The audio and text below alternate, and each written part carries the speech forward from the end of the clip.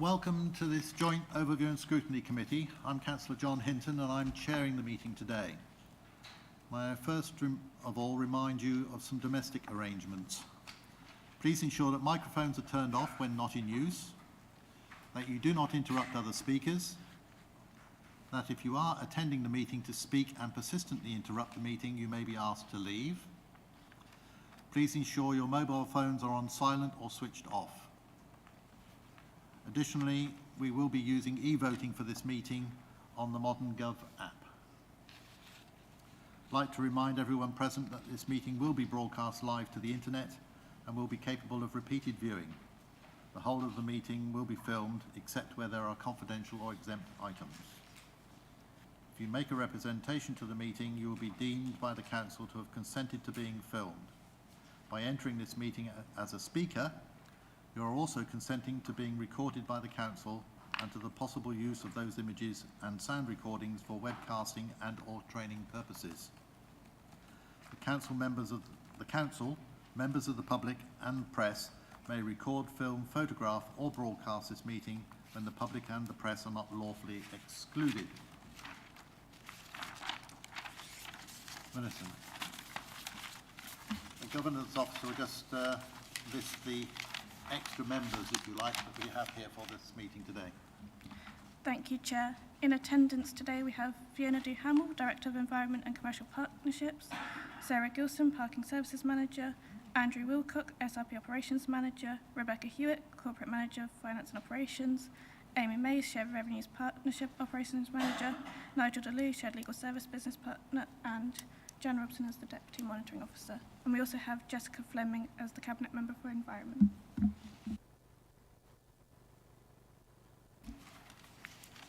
Can I move to the agenda, please? Item 1, apologies for absence and substitutions. Thank you, Chair. We have apologies from Councillor Melanie Barrett, Councillor Catherine Grandin, Councillor Adrian Osborne and Councillor Sean Dawson. And we also have Councillor Sue Ayres and Councillor Derek Davis substituting. Thank you. Excuse me, Chair, and also we have an apology for Councillor Dawson. Let's come through some Yes. Right. To receive declarations of pecuniary, other registerable or non-registerable interests by members. Yes. I have seek advice regards option agenda item 8, council tax. I have been advised that trying to work out working again, I do apologise, been advised that the scheme only applies for those who have to declare earnings. As my therapeutic earnings do not apply, I will not be affected by this scheme. So you can stay and... I can stay into it for this agenda. Good. Thank you. Councillor Davis.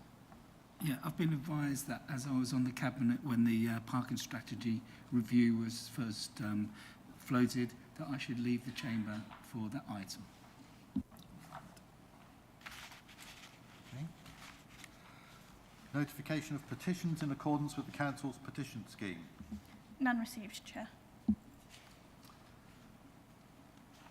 JOS/22/7 to confirm the minutes of the meeting held on the 27th of June. Sounds like a long time ago now, doesn't it? 1922. Are there any points regarding the accuracy of the minutes? No? Could I have a proposer, please? And seconder, so Councillor Scarf and Councillor Carton. The Governance Officer will conduct the electronic vote. Thank you, Chair. That vote is now in progress. Councillor Scarf, may I take your vote, please? And Councillor Lindsay, can I take your vote, please?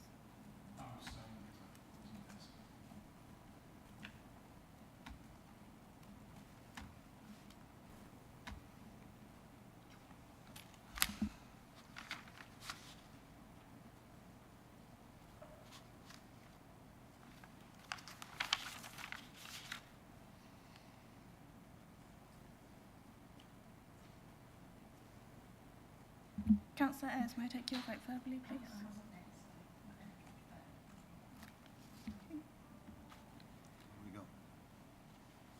Chair, that is 6 votes for and 3 abstentions. That's carried. So the minutes of the meeting of the 27th of June have been confirmed. Questions by the public? None received, Chair. Questions by councillors? None received, Chair. We'll move on to item 7, JOS/22/8, Babergh and Mid-Suffolk District Council's parking strategy.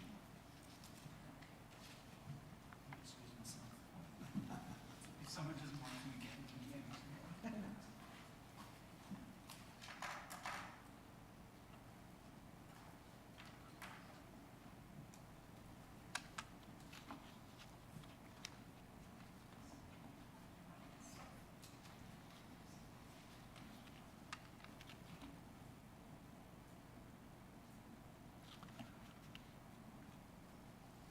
I'd like to now invite the Cabinet Member for Environment to introduce the report to the committee.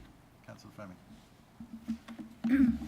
Thank you. Thank you very much for this opportunity to introduce the parking strategy for Babergh and Mid-Suffolk, which is a document designed to cover the period from the present, 2022, end of, to 2042, so quite a long period of time.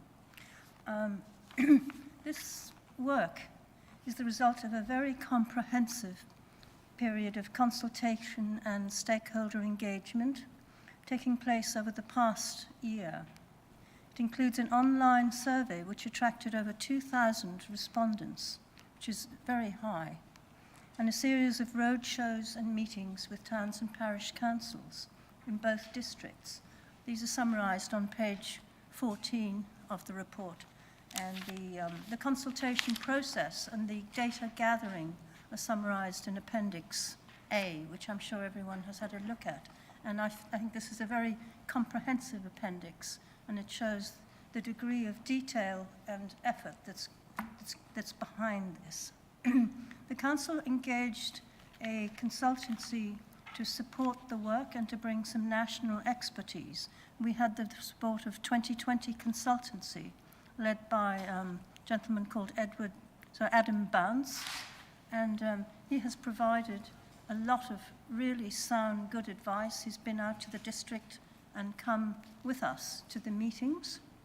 We've also used a current DFT traffic forecasting tool, which is a state-of-the-art tool to predict traffic based on growth.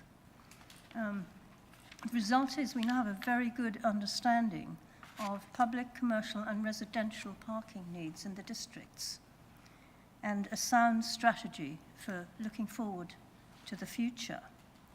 The list of potential schemes has resulted, schemes and proposals, and the next steps will be to assess these and assess their viability and their deliverability. Some of the schemes are straightforward and can be done soon. Others are more expensive and long-term.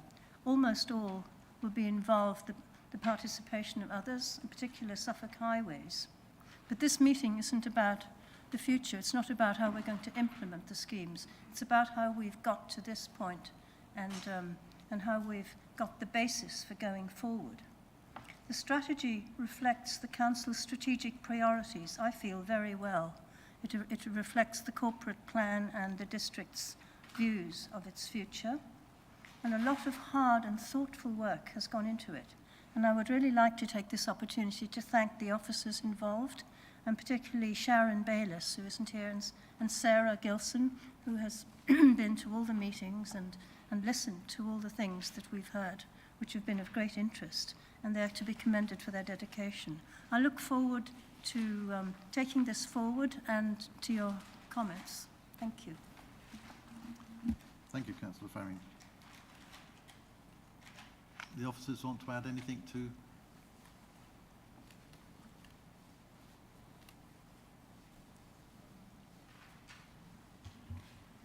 No, thank you. I think that Nothing sums at it all. up. Right. Members, any questions for the officers or Councillor Fleming?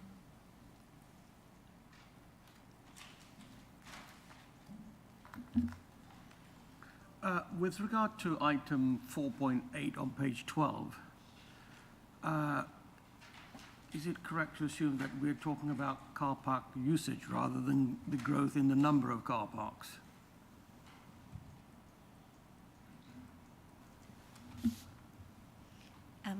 Thank you, Chair. Yes, you're correct. That would be the usage of our car parks. Okay. Councillor Fleming? Just to make that a bit clear, yes, it is the usage, but I wouldn't rule out the fact that, we may need to add car parks. That isn't ruled out in the strategy, because that may be the case. Sorry, just to clarify, so you're saying that the strategy could include additional provision of car parking? It could, yes. Councillor Lindsay? 4.2 on page 12. How would those, to have a good strategy, you need good goals, because that's the whole point of the strategy, is to get to a goal. So before we draw up a strategy, we need to know what the goal is. 4.2 seems to be the goals. How were those arrived at?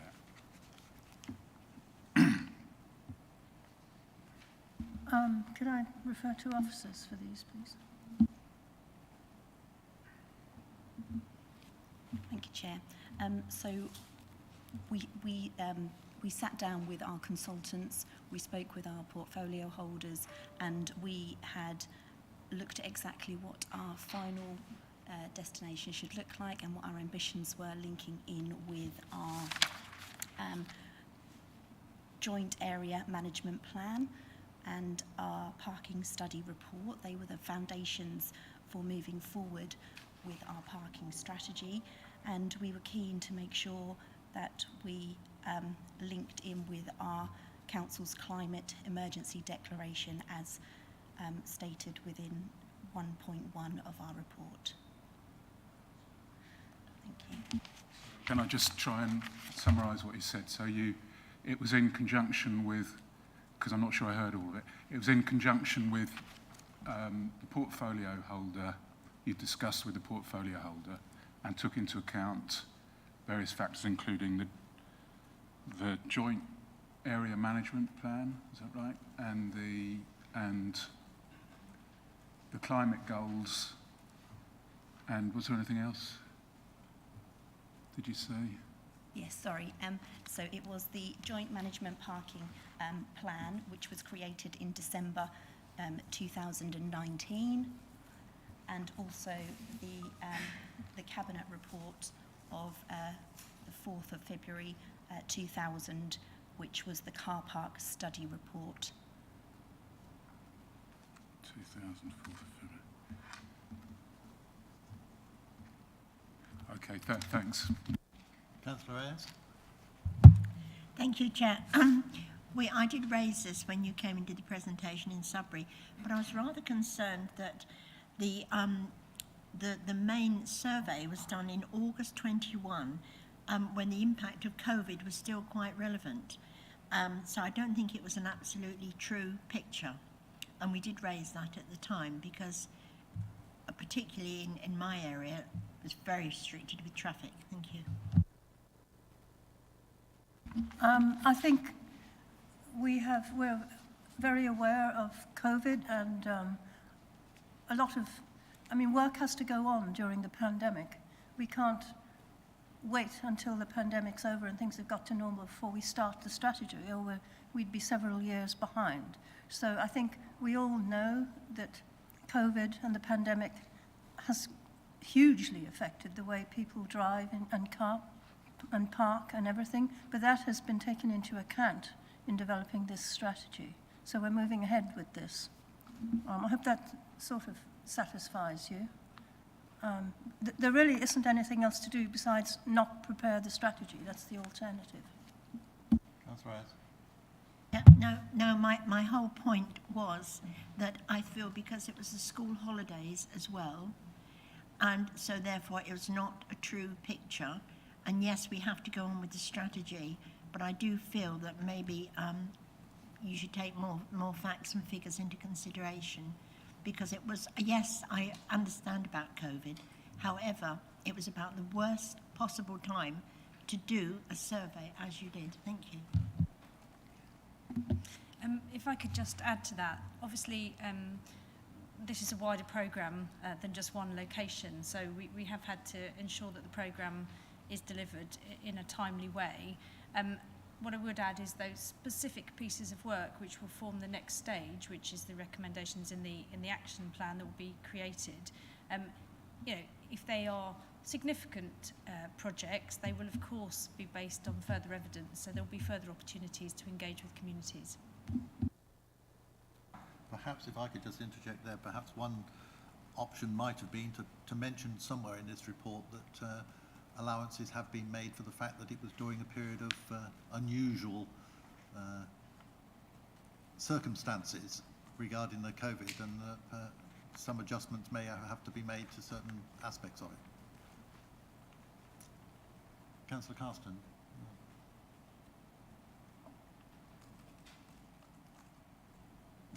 Over here, sorry. Winking all over the place. Yeah, thank you. We're sort of touching on it. Like, so 2,000 responses for the online survey is very impressive. How did we manage to get the that amount, and what did we do to make sure the we promoted it in a way that we got the diversity and quality that we need in that kind of survey to get the results that are as useful as they can possibly be? Thank you for your question. So when 2,000 surveys completed was for the stage 2 of our parking strategy. In total, we had over 3,000 when we take into consideration our first stage, which ran for 7 weeks, and our second stage, which again ran for 7 weeks. We made sure that we promoted through the use of social media. Residents and members of the public, businesses, local leisure groups were able to come to virtual workshops, in-person workshops and briefing sessions in which we were able to explain our journey to date, and also ask if they were able to complete online surveys by using a QR code so they could access that through mobile device. Those that were unable to, we had paper copies in which people were able to complete and forward on to us. We also spoke, and at our roadshows we had interesting conversations that were documented with the people that had come to see us, and again we had copies of our surveys there for those that were able to complete them. We liaised with town and parish councils and local businesses to make sure that they had a copy of the QR code and a copy of the surveys in case people weren't able to come and meet us at the roadshows. So we hope that we reached a vast majority of our population. Thank you.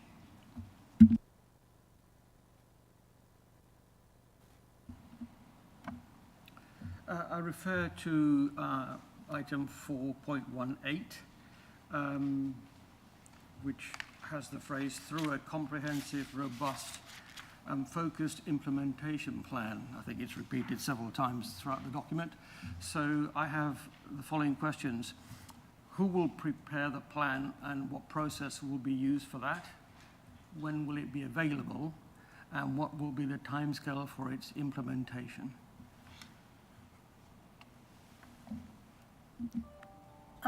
If I may, the implementation plan is going to begin once this strategy is approved by Cabinet. And how long it will take, I would say it will be an ongoing procedure, because some of the steps, as I said, will be fairly short-term and relatively easy to bring about, but some of them will not. Some of them are quite expensive and will require external funding, and some of the aspirations may not be deliverable in the short and medium term at all. These are all, we're embarking in a way on on a new journey in terms of providing parking for the future, and all that entails. So that there's no definite answers when it will end. Perhaps one of the officers could like to fill in a bit more.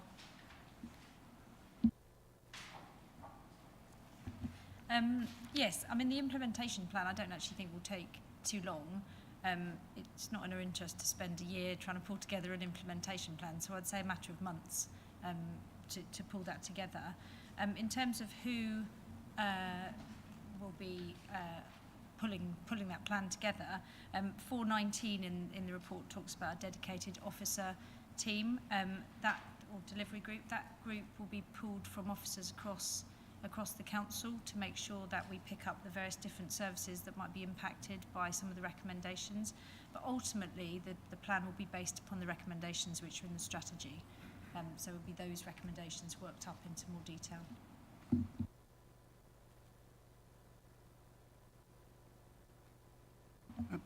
I've got a question regarding the the backing up of real-world data in comparison to survey information. I am sure there are those who, in these surveys, I'm not sure how many people would actually go around and say that I am one of those people with pavement park. I am part of the problem, because human nature is not to, we always, even anonymous, we want to see ourselves in the best light. Also, when we have going to town councils and things like that, say if there is a planning application coming, they may want to lean on what's worse, how they see. So it's human nature to either make ourselves look better or to focus on the negative. What real-world basis have we got? And again, it's been made. This is done again during a period of a very, let's say, global, it was a very unusual period. How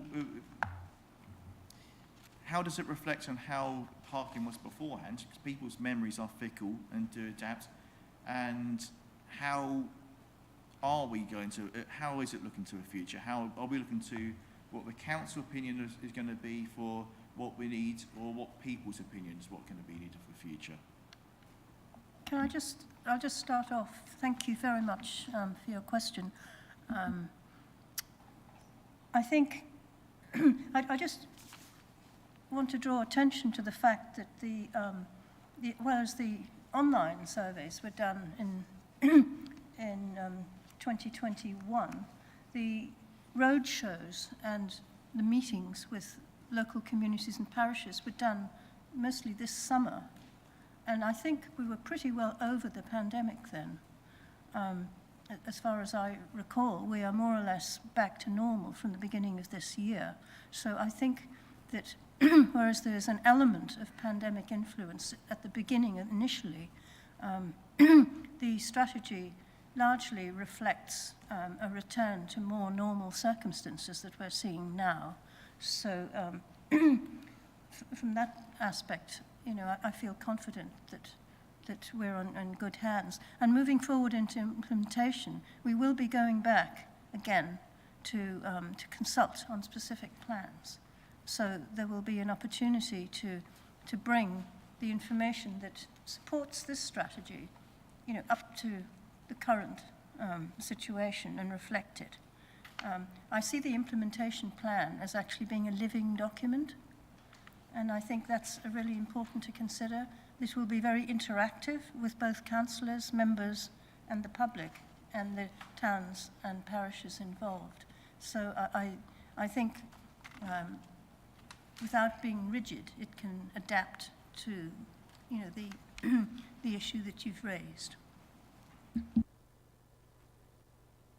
that give you some reassurance?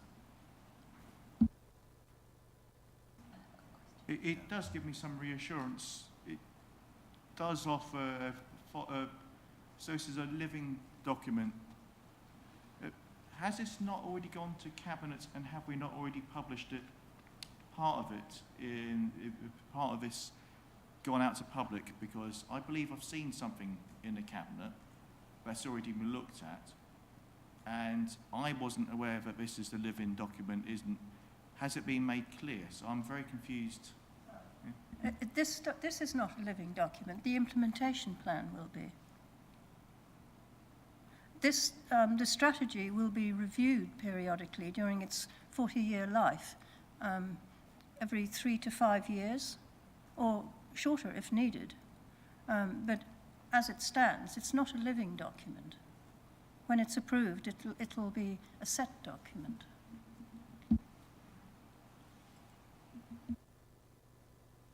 Councillor Well. Thank you, Chair. A couple of questions. How does the strategy inform the planning process? I'm thinking in particular of we're still approving housing estates with inadequate parking in terms of parking on the actual dwelling premises, and that means that you get on-street parking. So particularly in Stowmarket, we have some estates that are 10, 15 years old, where the parking is as bad on the road as it is in Victorian quarter of the town, which was never, of course, designed for cars.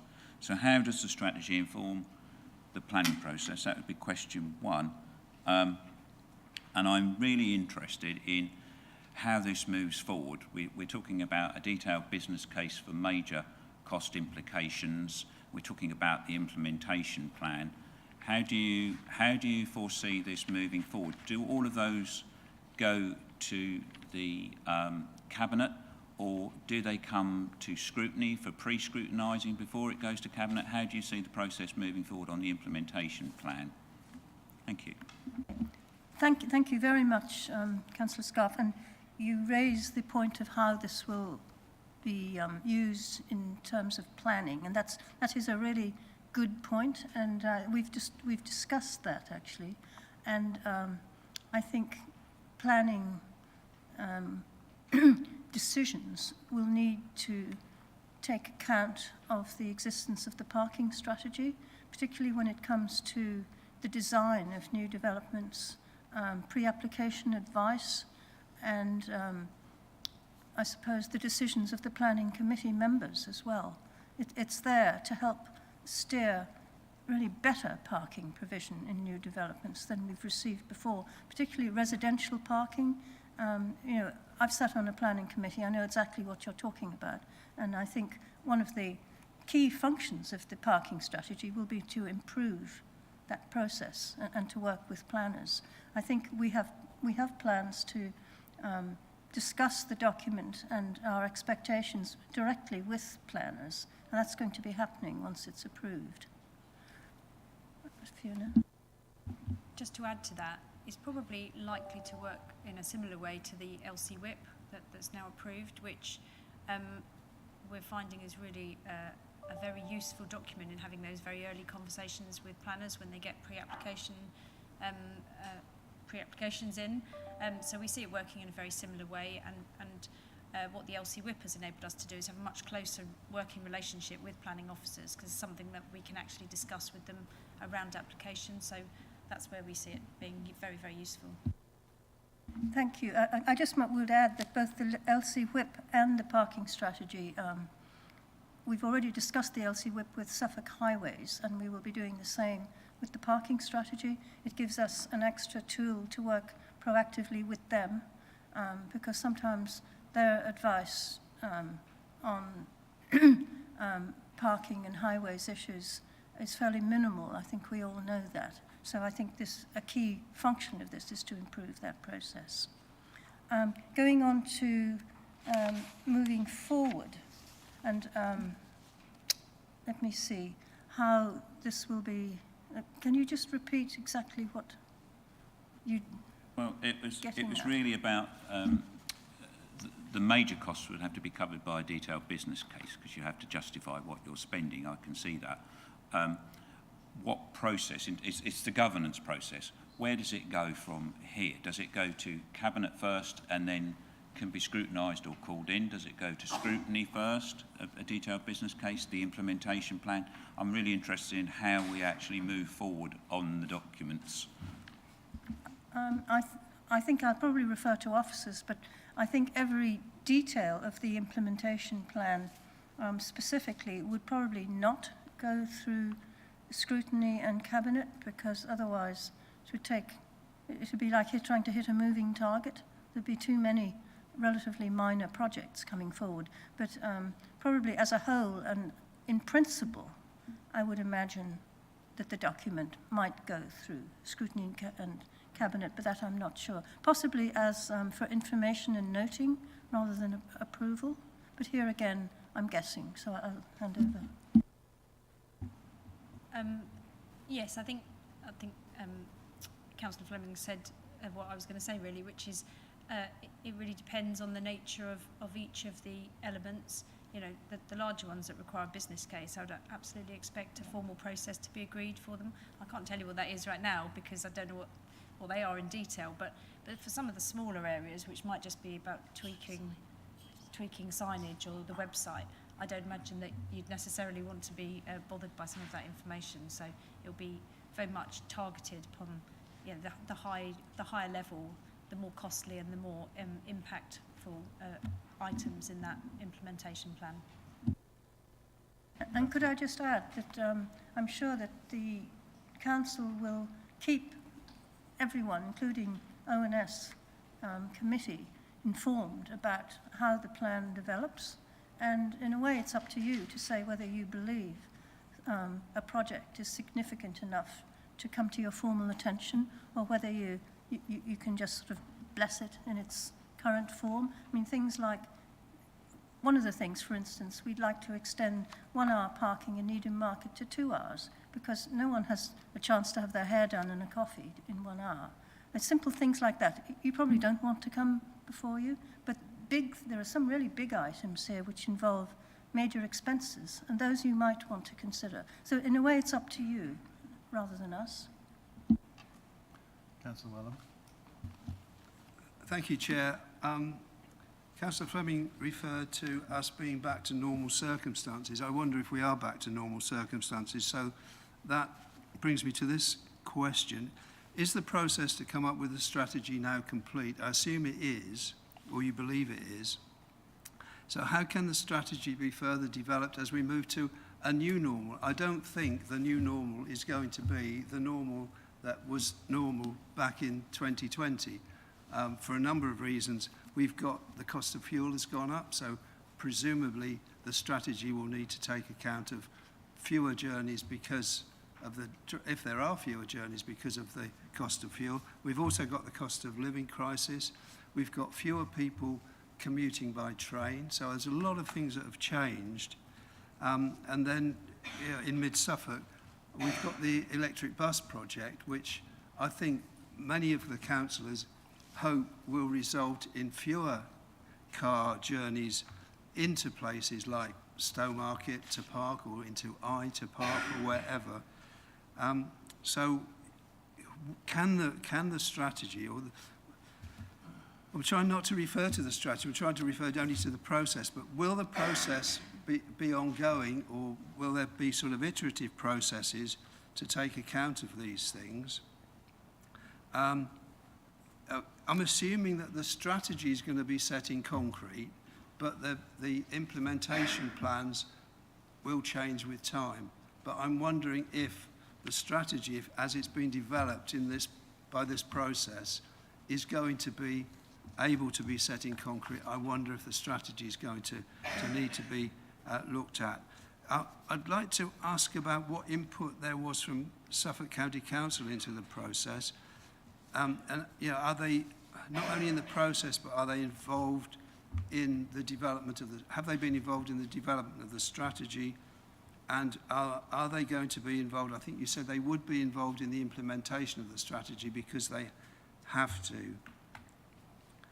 And I was interested in the question that Councillor Scarf asked and the response. Do you think that the strategy will be able to overrule? Will planning committees be able to use the strategy to overrule the county council parking standards? I've been to 2 planning committees in the last 48 hours, and parking standards have been one of the most difficult things to get sorted. And it's because the developer says, that the residents are saying, and the district councillors are saying, it won't work. And the developer is saying, but it's in the county council's parking standards. We can have triple parking, we can do this, we can do that. But will the strategy be able to be taken into account and to overrule the views of the Highway Authority? Okay, I think there are two, probably three questions in there. Let me take the last one first. Can the parking strategy overrule the county council's parking standards? No, it can't.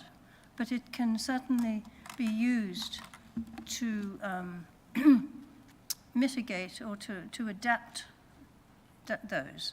I mean, the parking strategy, obviously, once it's completed, it will be consulted with. I mean, Highways has really not been directly consulted, has it? Because the key role for Highways is in the implementation. We haven't really heard from Highways. Yeah, you could go in. So thank you for your questions. Just to touch on input from Suffolk County Council, we've had regular briefing sessions with their growth and transport departments, so they're aware of our journey to date.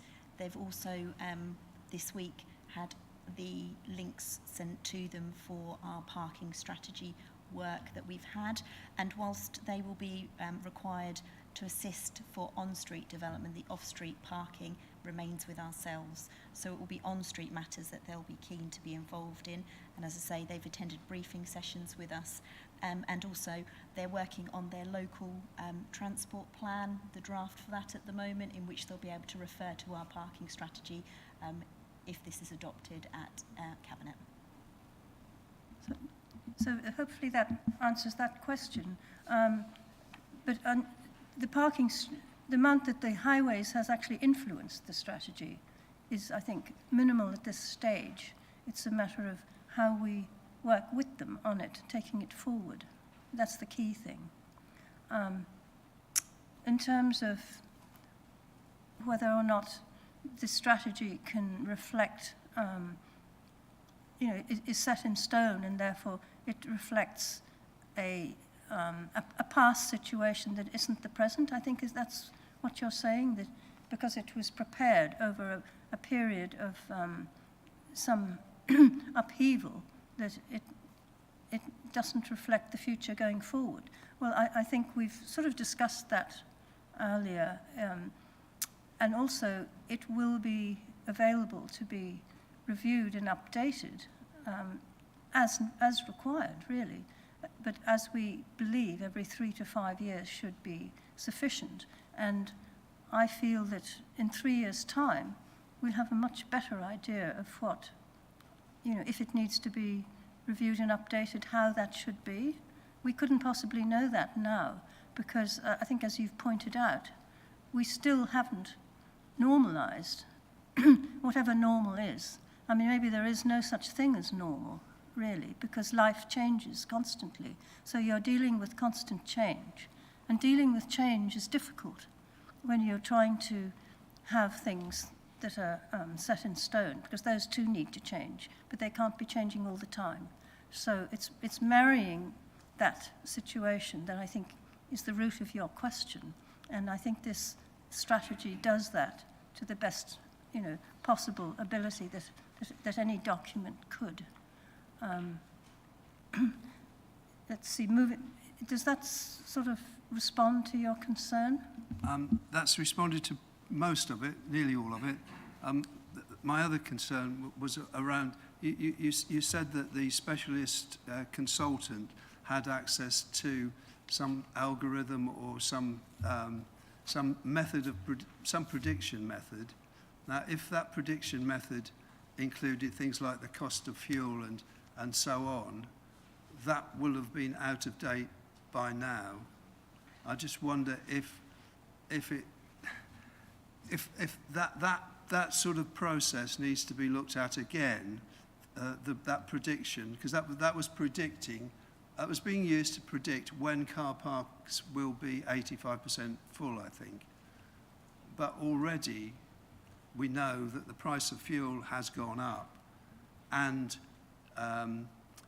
commuting has gone down. So it may well be that if that prediction process has been updated, if it could be used now, it can't be used between now and Monday, I know, but if that was used again now with the current, taking account of current prices and current parking and commuting, whether it would come up with a different answer which is being fed into the strategy.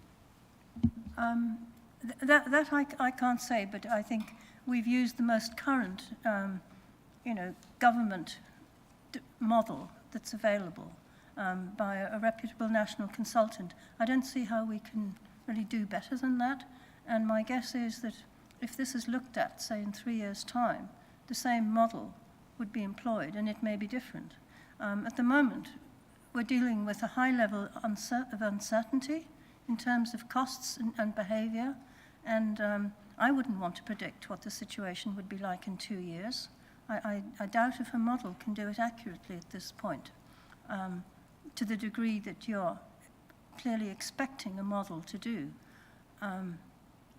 We have to deal with uncertainty and move on, I suppose, is my response.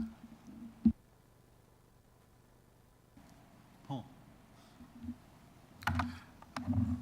Thank you, Chairman. Just following on from Councillor Wellham's question, I think it's important to note that any kind of model, such as the models that we've been using with regard to the parking strategy, do evolve and change over time. So if we're going to, as we rightly should do, have periodic reviews of the strategy, then I think that at that point in time, that would come into play. I think it would also come into play during the implementation phase of the plans. So in regard to that, I'm not entirely clear about the planning process with regard to the strategy of parking, because as Councillor Fleming has alluded to, this is spanning a 20-year period, and we have, particularly in our urban areas, short-term parking issues that need to be addressed, and then, obviously, medium and long-term ones. And I'm very keen to understand what is the process that we're going to adopt in the planning. Is it one overarching plan, or is it a set of subsidiary plans? Because I think our residents are going to want to know, after this whole consultations that we've been through, is what are we going to do in the short term to ameliorate some of the really dire parking issues they're facing? Right, I think I'll let one of the officers respond to that. Thank you. So I think we're straying a little bit into the implementation plan that isn't written yet. In terms of the strategy itself, I think it's already been mentioned that the strategy will need to be regularly reviewed to ensure that the information and the direction of travel, because that's what the strategy is really providing, is appropriate. Clearly, when we come to look at individual implementation, whether that involves discussions with planners around specific schemes, etc., we do need to make sure that the evidence base that sits with that is up to date. So if there is a need to look at specific areas of evidence, then we will have to, we have to do that for that business case, for that particular item. Does that kind of answer the question? Actually, not entirely. I'm sorry to say. I think partially it does. I mean, I can understand that, where there are significant cost implications, you're going to need to create an evidence base to substantiate it. For me, that doesn't address some of the short-term parking problems, which I don't believe would require a substantive business case. So I think if you could come back to that.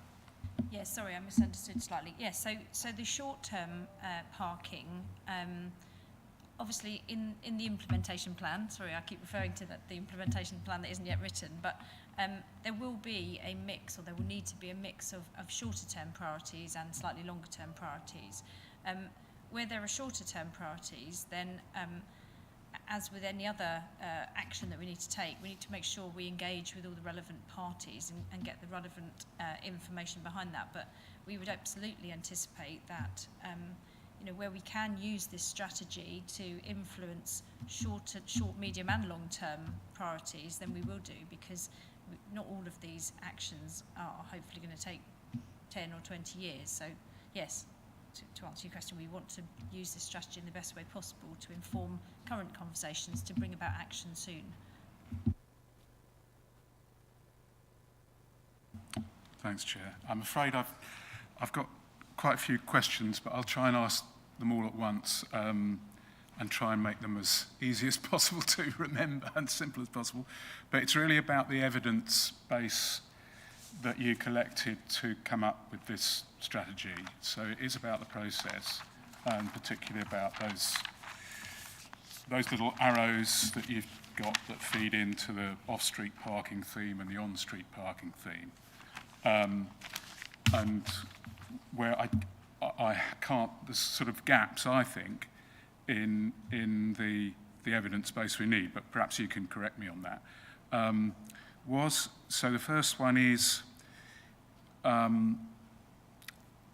we know that all the surveys show between 40 and 50% of journeys in our towns are less than 1.5 miles, which implies that we have a tool with a parking strategy to change behaviour.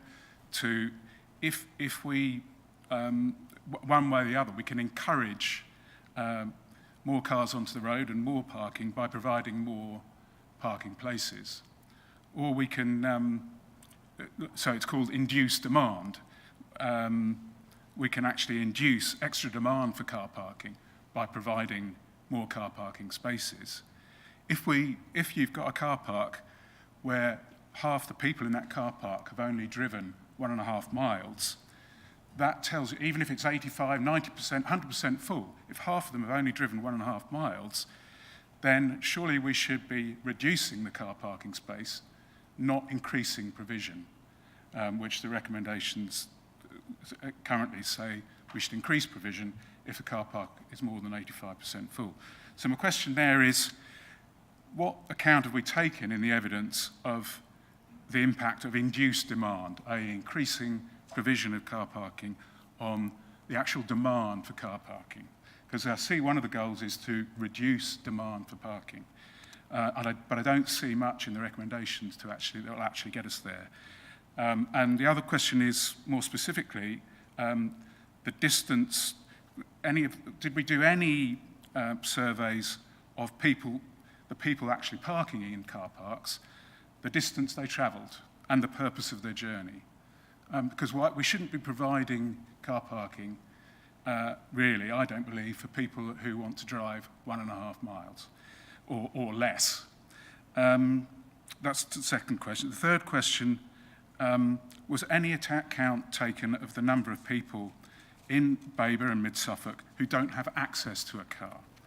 I see one of the goals is, well, in the paper it states,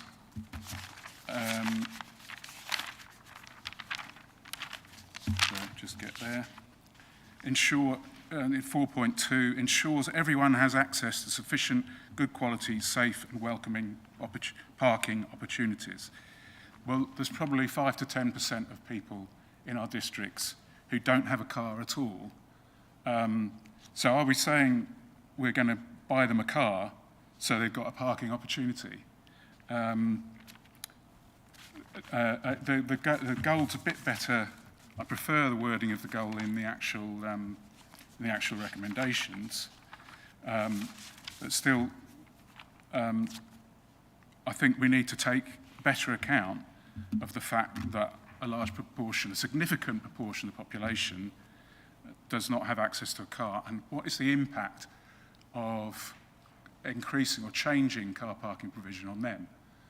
because they may feel that there are too many cars parked on their route to the shops or whatever, and they're actually a hindrance.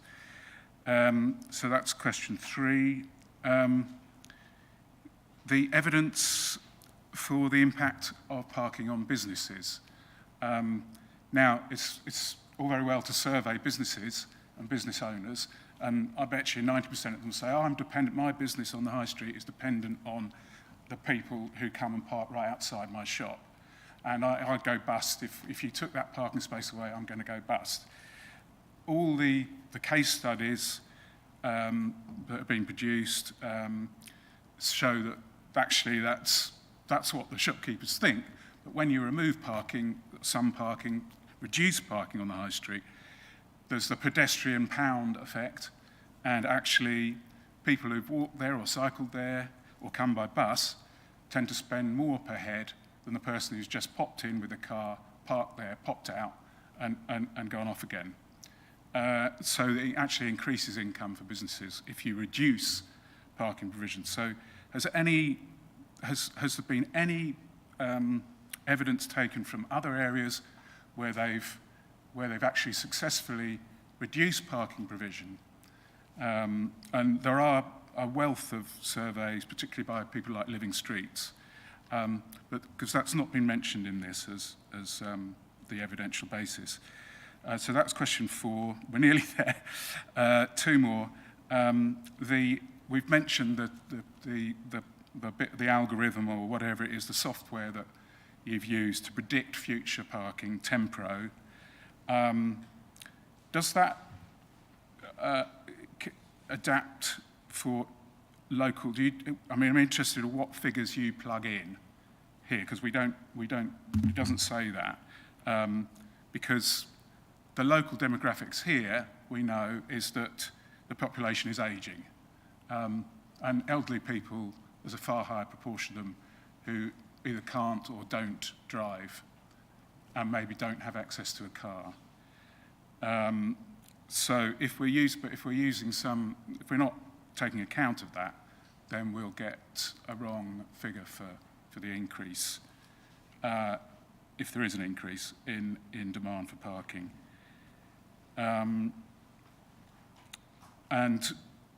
yeah, I think I suppose the last question is just to take it all in.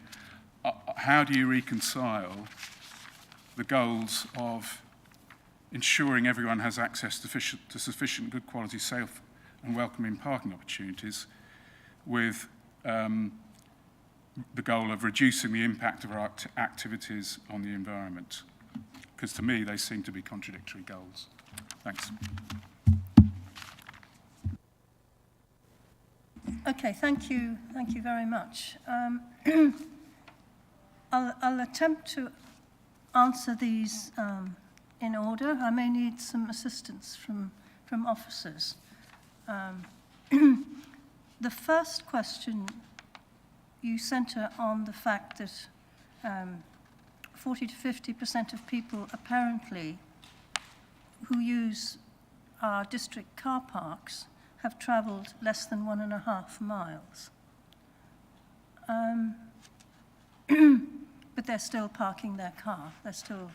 Well, the strategy is also about cycle parking. It's not just about car parking. So cyclists will have responded as well, and they need to have somewhere to park their bikes. They can't all just lean them up against shops. So our strategy does take into account people who don't use the car, and we have to trust that people who use their cars need to use them. I think we all know that the weather in Britain during the winter, isn't conducive for everyone to walk or cycle 1.5 miles, particularly if you're elderly. And I think we need to, as you said, a relatively large proportion of people in the districts are relatively elderly, but still driving. And for the most part, quite honestly, they're not going to cycle in the winter. That's a good half of the year. And that's the reality. And we need to account for them and not discriminate against them because they're not cycling, just because they don't, feel like it. We're doing what we can to increase cycling. In fact, we had a meeting at Town Council on the LC Whip.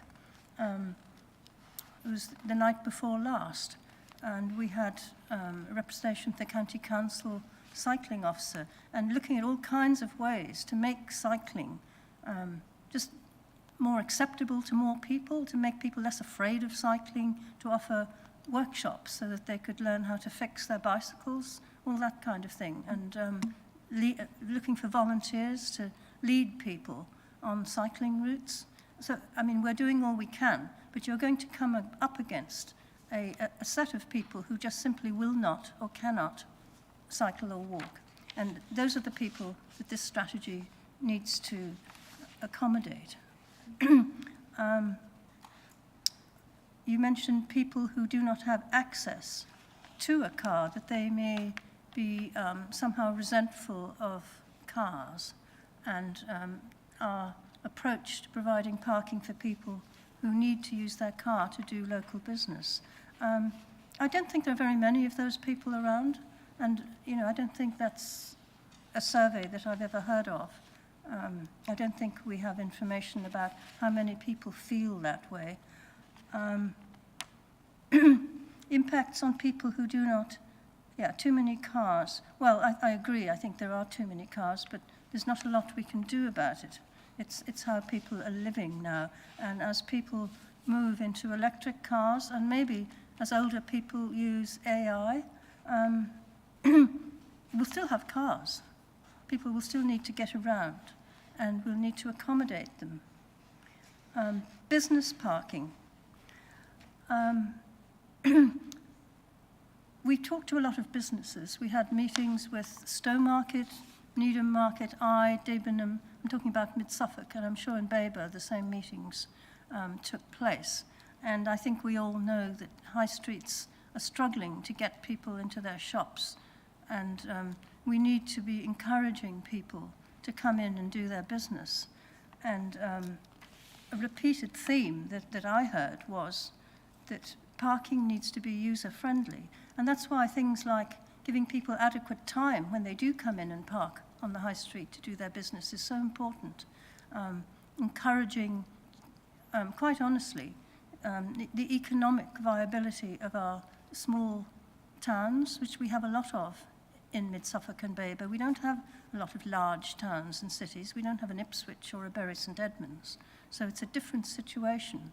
We're dealing with a rural area, and if our towns lose any more of their shops and centres, people, you won't have a parking problem because people will be heading off to the big towns, to the Tesco's and Asda's and things. They won't be doing the sort of things we want to encourage, which is using our small shops and encouraging the small businesses that are at the moment struggling greatly. So I think we need to be listening to our businesses and trying to help them survive through what's been a really difficult period.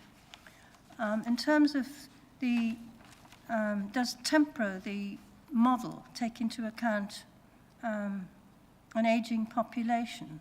I don't know the answer to that question. I'm not familiar enough with the model, but I do know that when the model is reapplied at a future date, that it will take into account both local and national current data, whatever that is. And I think that will resolve any issues with its inaccuracy. No model is perfectly accurate. I think that's about it for the list of questions that I had jotted down. Thank you. Thank you. You covered them all, and I appreciate you doing that, apart from the last one, which was reconciling providing parking for all with reducing the environmental impact. Right. Well, I mean, I think we all know that there's a conflict between what man does and what nature might want. And, you know, cars, for better or worse, are with us. Personally, I'd much rather be going around by horse or bicycle, but that's just not possible. we have to drive a car to get around. And dealing with that friction is something that, you know, we all do to the best of our ability.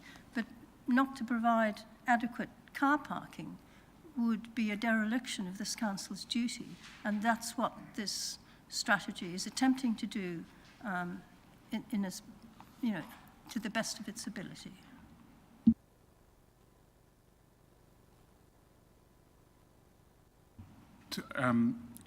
The question 5, I think you said, can the officers help with a bit more detail about whether that was question 5 was Tempo, yeah. Yes, so Tempo, I'm going to just read this bit. It's around estimating growth in traffic based on predictions of future housing, population, car ownership, trip rates and jobs, and it is relevant to the local areas, not just a national statistic. So, the age of the population, Yeah, it takes into account population demographic, yes. Population demographic, yes, which will include the ageing population. Councillor Carston. Thank you very much. When we were collecting data in this exercise, how much weight did we put on existing problems and issues? I can see a lot about modelling. Was that existing issues side of things useful? Did we collect the data? And did we have any way of dealing with data that was outside of what we were wanting to collect but was still useful for what we were trying to achieve?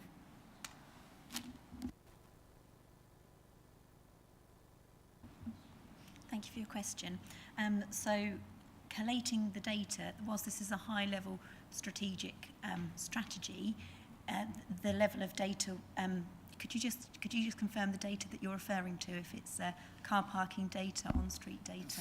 So what I'm picturing is potentially a heat map of problems in parking where enforcement notifications have had to be used, and also the public have had issues, because I'm sure you didn't go through this without hearing about a lot of issues in different places. So when it comes to the enforcement, we've worked and collated data from our partners at Ipswich Borough Council and also West Suffolk Council, who are responsible for issuing penalty charge notices within our car parks and also on street. So we were able to pull data for where penalty charge notices had been issued and hotspot areas. We also collated data on car park usage, so our payment machines are able to tell us how many tickets have been issued within the car parks and for the lengths of stay. So that all falls into our study report, so which is on our website, and contains more of the detail that you may be looking for. And sorry, and the public as well, the public's issues. Indeed. So when we've been able to collate 235 pages worth of feedback, where we had free text boxes within our online surveys, where whoever was completing the survey were able to give us some more of the detail about where they may be finding problems in their local area, because whilst it's great to understand how people feel about our recommendations, we did need to understand where their concerns may have been. So we have that information again listed, and it's not been tampered with. It's as people had completed, that information is shared within our website, and will also be one of the appendix going through to Cabinet. Thank you. Thank you, members. I think we've given the officers a fair grilling now. This is something different, is it? It is. Because we're going round and round in circles a little bit, I think, and we want to move on to debate if we can. But what's your question? Yes, it's just a very quick question regarding, well, some of the answers are open to more questions regarding, we're looking at provisions for shops, but if there's no adequate parking area near the local shops, if we are looking at providing parking elsewhere, again, is not opening what Councillor Lindsay's thing about opening demand and having the space to park cars is not going to encourage it and not actually solve the problem of people who can't get to our local shops. Is this also looking at problems where we have existing, where car park is in place, but the walk around for pedestrians is currently inadequate to actually, how is this looked at the same revision? And also last question is, we are doing this in conjunction with the environment as well. Is this being looked into combined with other schemes, such as the anti-idling one? I've heard comments about the changing of road signs. Is this going to be looked at where we have got problems with people parking their cars? They have provision to park their cars but are idling and therefore impacting the environment. Can we, as part of this scheme, look at tackling that side of parking also? The scheme isn't really intended to address idling, except clearly the easier it is to find a parking space, the less idling there will be. I'm not quite sure exactly what your other question is, if you could make it very succinct. The one regarding, you said about looking out for shops and having no placement. If there's a shop located in an area that hasn't got parking provision, cannot have parking provision, how will providing more parking elsewhere aid that shop? Or the question about regarding the access of pedestrians, where we have parking provided, but we have not provided bollarding or things to prevent them parking past the line. This is not currently looked at as being provided any barrier to prevent it.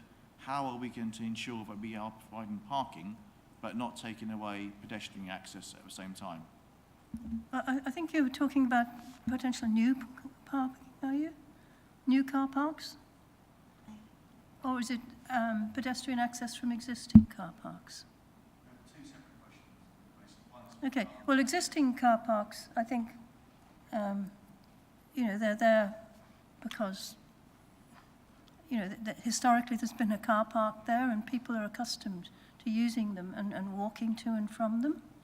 I think if there were any new car parks established, obviously pedestrian access to, the desired destination would be a very important part of where they're located and how they're planned.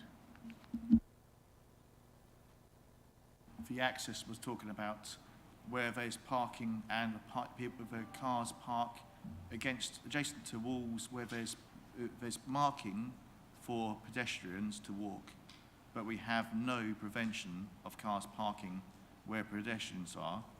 And are we looking at ensuring that where people park are not impacting already that we have impacts on? I think that will be part of the implementation plan, but can I hand over to if anyone has another comment? Yes, of course. So I think you're talking about verge pavement parking in green space areas where people are parking on verges at the moment. Would that be correct? No, I was actually talking about examples being Regal outside or the train station near a market or the leisure centre, Mid-Suffolk leisure centre, where we have no bollarding preventing for cars to be parking against the side of the road, and we park on where there's lines for pedestrian access, for people to access, but there's no way of doing it. I understand. So that will link through in our implementation plan, where we're looking at the fine detail in certain locations, and also we'll be looking at our user groups as to why people are parking where they're parking, in regards to car parks and the shop areas. So it's going to be, the implementation plan will be going into more detail. The strategy will be the reference document that will set the high level and the guidance that we'll be following, and then the implementation plan will look at that detail. Okay, thanks. No further questions. We now open it up for debate. And just bear in mind that on page 11 of your papers there are 3 recommendations. Not saying that we have to accept those 3 recommendations, but let's have the debate aiming to produce some sort of conclusion to this extensive discussion that's already been held around the questions. Anybody want? Councillor Carston. Thank you very much. Yeah, I think this is personally think this is a really good piece of work. It's I think it seems to be very thorough, and it's going to be very useful because parking's obviously something that we really need to stay ahead of going forward. And these well, there's been a little bit of talk about the sort of unknowns going forward and the known unknowns. I think all this modelling and everything prepares us really well for that. It's, you know, this will eventually be a living document that can be adapted. We'll have the base there to adapt it very quickly and deal with what the future brings. I do, the only thing that I think's missing from this is looking at the car sharing that goes on and van sharing, where on the A14 corridor and the hubs where people go to work and they need somewhere to park, and they jump in a car and go onto you know, their onward journey, and it's sharing a car. I think this happens quite a lot in mid-Suffolk and I'm sure in Babergh, very similar. I think to alleviate some of these parking issues that we have, especially with the roadside parking, we do need to look at that and how that affects the you know, long-term people parking for 8-10 hours in a day in different areas, different hubs, affects how this all works in this model. And I think the biggest thing about it, I think people should be able to do it very easily. They shouldn't feel bad if you're car sharing and you get into someone else's car to so that it's one vehicle goes into Ipswich from Stowmarket. I don't think that you should be put in a position where you have to find a parking space that you think might upset a resident, or you might find a ticket on your card or anything like that. So provision for that, I think, would make a big difference. I don't know whether that's necessarily what this is about, but I think that's probably systemically that's part of the parking issue. But no, apart from that side of things, yeah, fantastic bit of work. It's great to see consultation done like this so thoroughly, and you know, to reach out to so many people, like to get almost 3,000 people, or over 3,000 people, sorry, to answer an online questionnaire is, I think you should be commended. You've done very well with that. Yeah, I'll pass over to other members. I won't talk on the conditions, but I'm sure other members will. I think some of the points that you're making there are veering into the next stage after this. I look at this a bit like a pyramid or an iceberg. We're looking at the little bit that's sticking up above the water. The bit that's to come is the bit that's below the water, and that is the bit that's going to address the problem of on-street parking across our whole district, both districts, and the implementation. Yeah, I know, but I think the data is really important of new for that. parking This is later the on. data collection Oh, stage. yeah, and yes. Yeah, we need to. I'm not belittling what's gone on so far. That's very important, because without that data, you can't actually start to produce any sort of meaningful plan to address it. Councillor Scarf. Thank you, Chair. Well, I mean, I certainly welcome the parking strategy, because we've never had one before, and I've always wondered, being a member in Stowmarket, which has, of course, a considerable number of mid-Suffolk's car parks, why we've never had one before. And this will help to, I think, identify the investment required in those car parks and the flexibility required in those car parks to make sure that those car parks serve the needs of people, serves the needs of the local economy, business, retailers, etc. So I think I would very much welcome the strategy. I think for me, with the recommendations, 3.3 is the most important one to me. How we as Overview and Scrutiny Committee get further chances to look at the situation. I would really like, once the implementation plan is developed, whether it's 2-3 months or I'm presuming a fairly short time based on what the officers have said, I would really like us as a joint committee to have a chance to look at the implementation plan before it goes, so a pre-scrutiny before it goes to Cabinet, because it'll have to go to Cabinet anyway. And I would like to see us have regular updates, even if they're only information bulletins, on where we're at. And that could be a process of small-scale changes, like the hourly limits in a car park, or the flexibility by making a car park one side up to 3 hours, on the other side long-term parking.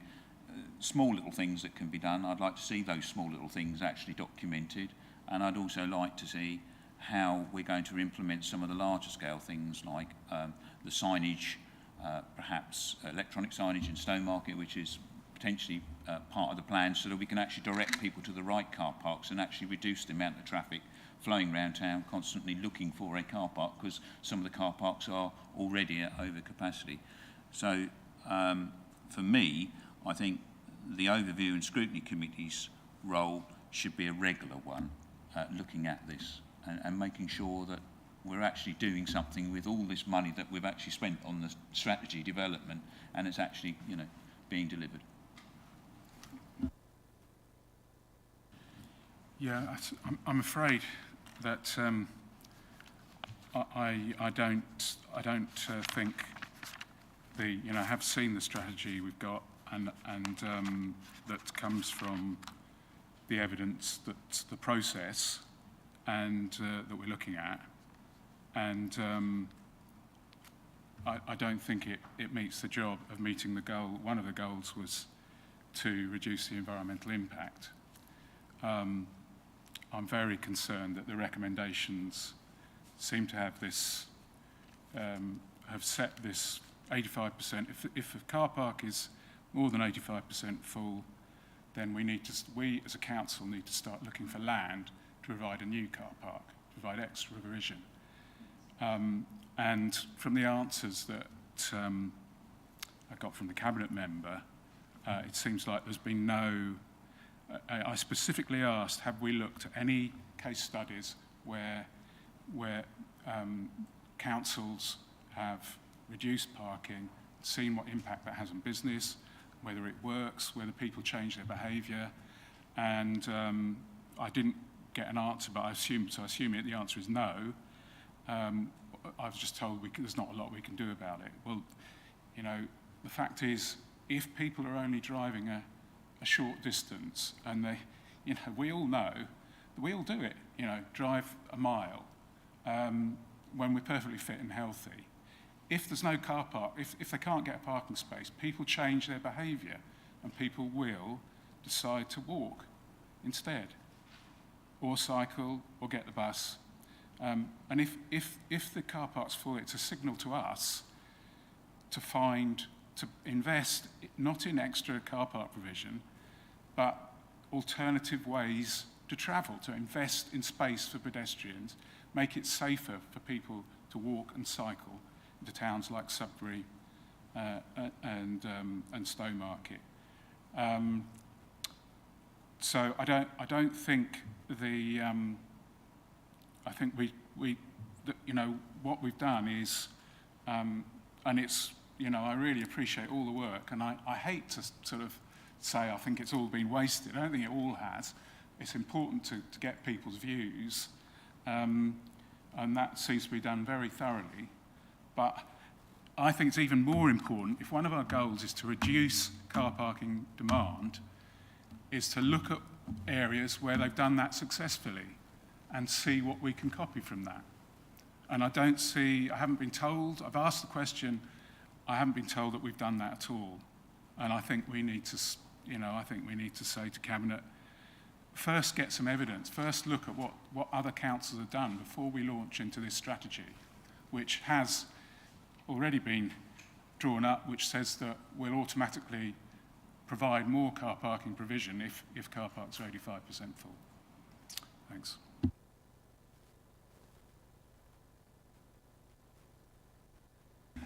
I want to talk on that a little bit. I can absolutely understand what the councillor's saying, but I think if we're going to have a strategy that makes car parking worse, could we please not do it in Stowmarket? But no, I do completely understand what he's saying, but the fact is we're looking at very short journeys, which is great. Okay, people could walk. Not everyone's in a position to walk. I'd end up trying to walk to a shop at 10 o'clock at night if I couldn't park, and I'd probably get in the car and drive past the place that had less car parking to go to somewhere where I could park easily.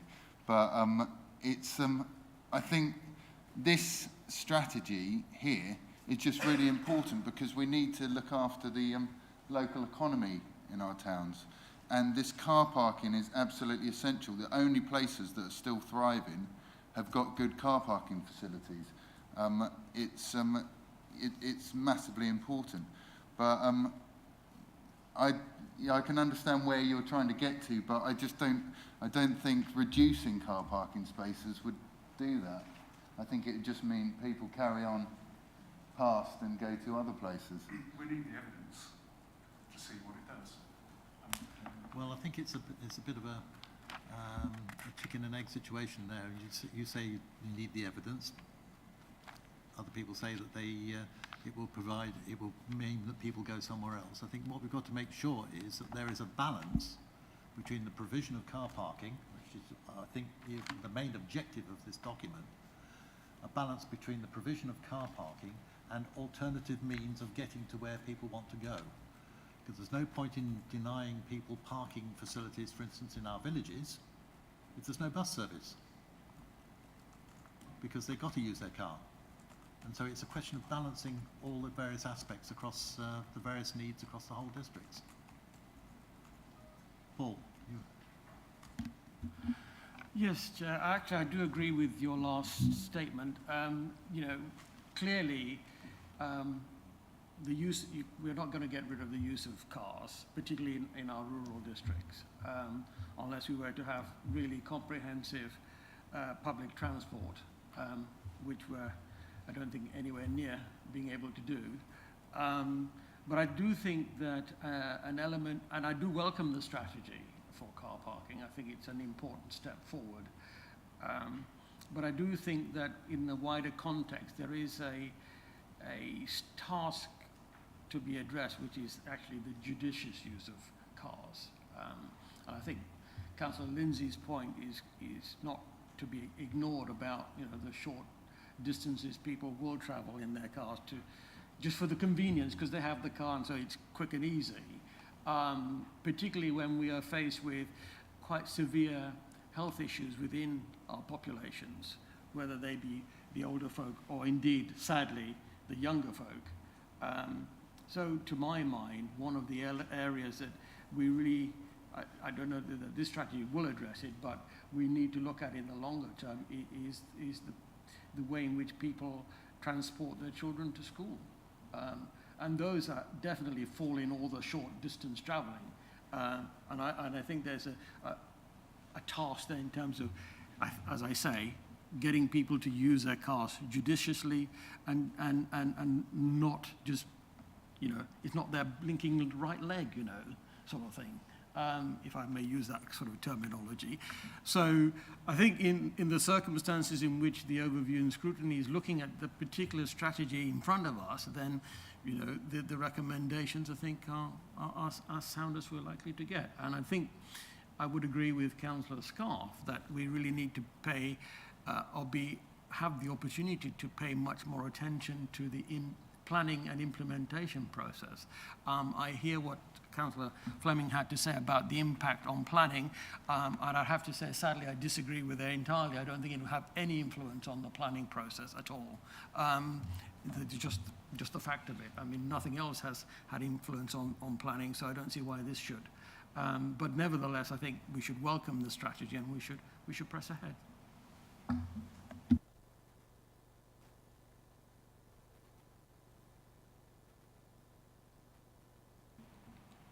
No, especially welcome Councillor Eppington's point regarding the school. That was going to be my point. And I had wondered about what evidence had been collected, again, which is Councillor Lindsay's point, where there are other strategies in place regarding this.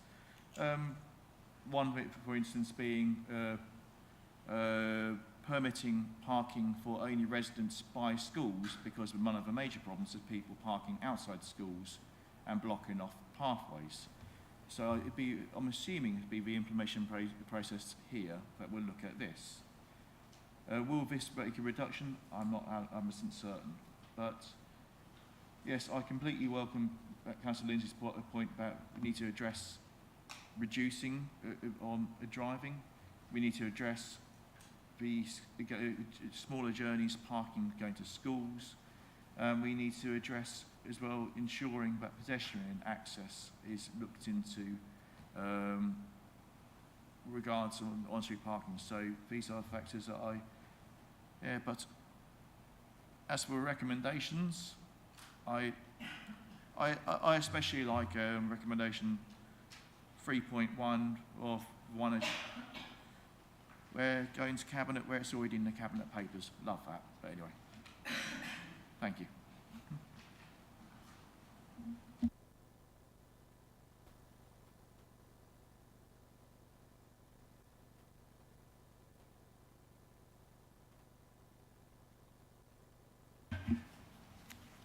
Thank you, Chair. Yeah, I really appreciate the amount of work that the officers have carried out. I mean, it's been almost a full-time job collecting data over a long period of time, and we've met on a number of occasions in various places. I appreciate all of that work.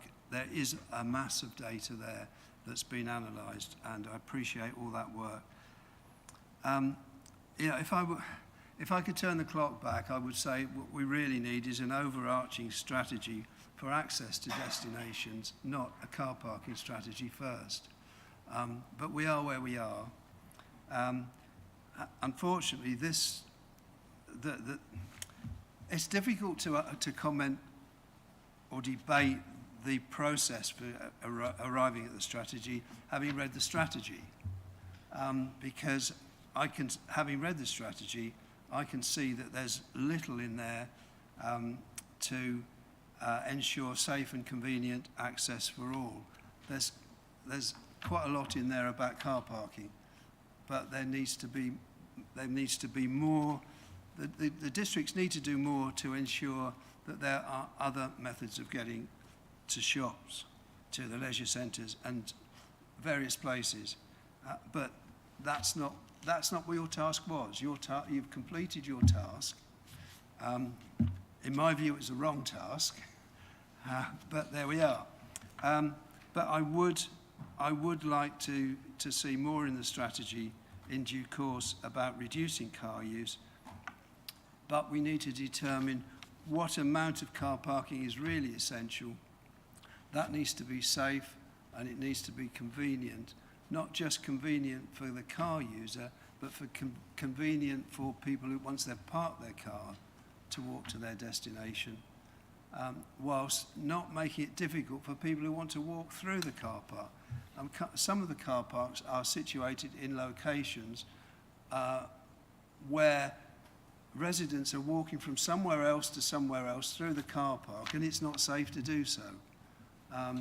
So we need to be very careful about the layout of our car park, that it doesn't just cater for the car, it caters for people who are walking from A to B. As far as the recommendations are concerned, well, I think that the Chair and I are booked to appear at Cabinet on Monday anyway, and so I've been writing some notes of what I might I might say. In respect of 3.3, yeah, we need an update, but we don't need too many updates. We were in the process some years ago of having updates on particular topics every 3 months, or on one particular topic every time we met. We want only to have an update report when we need an update report. I don't think we've got time, in 3.2, I don't think we've got time to particularly produce a written recommendations to Cabinet. We'll make a verbal presentation, but hopefully we'll both say roughly the same thing and we'll type it out in advance. So there will, in due course, be you'll be able to have a sight of the recommendations that we present to Cabinet. So yeah, I think that's where we are.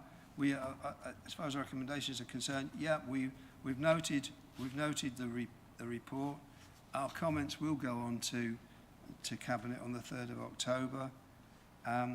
We will provide verbal recommendations to Cabinet based on what has been said in the debate here. We would like, I would propose that we would like an update report at some point in the future, which will take account of the new normal circumstances, which we don't know when things will settle down, but they certainly haven't settled down yet. So if that can be, that's a proposal. It's a rather waffly proposal, but So are those proposals basically the recommendations on page 11? to a degree, yeah. I mean, 3.1 and 3.2 really are wrapped up together.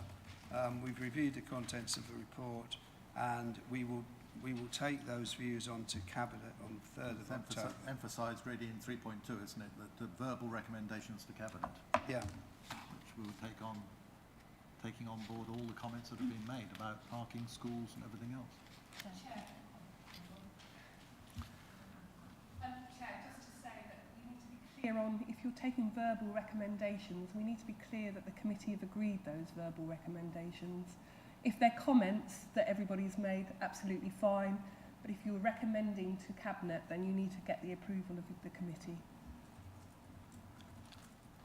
I think Councillor Wellham's talking rather more about comments rather than recommendations, because there are so many aspects that we could get involved in. As I drew the analogy of the iceberg with the little bit sticking out the top, which is what we've got here. There's so much underneath that we couldn't possibly make recommendations to Cabinet at this stage. We could make if we made a recommendation, it would be to look at something in a bit more detail. Oh, well, I suppose, yes. We have to put that on the list. I mean, I've got some notes here that I'm taking. So, Cabinet, you could ask Cabinet to look at how to reduce car parking demand and look at areas where they have done so successfully as part of the implementation plan, and also the way in which parents transport their children to school and pedestrian access once parked. You could ask Cabinet to make sure that that's included in any implementation plan. Yeah. Thank you, Chair. I have a couple of recommendations written down too. The one that addresses the short distance, that further works undertaken by officers to review evidence to address short distance car journeys from other authorities who have successfully made alternative arrangement to replace or change car parking arrangements to support the implementation plan. That's fine. Yeah. I just think that you need a proposal and a second to that to get the committee's back in. Absolutely. So I have 3 recommendations written down so far. And these are to replace the ones that are in the paper?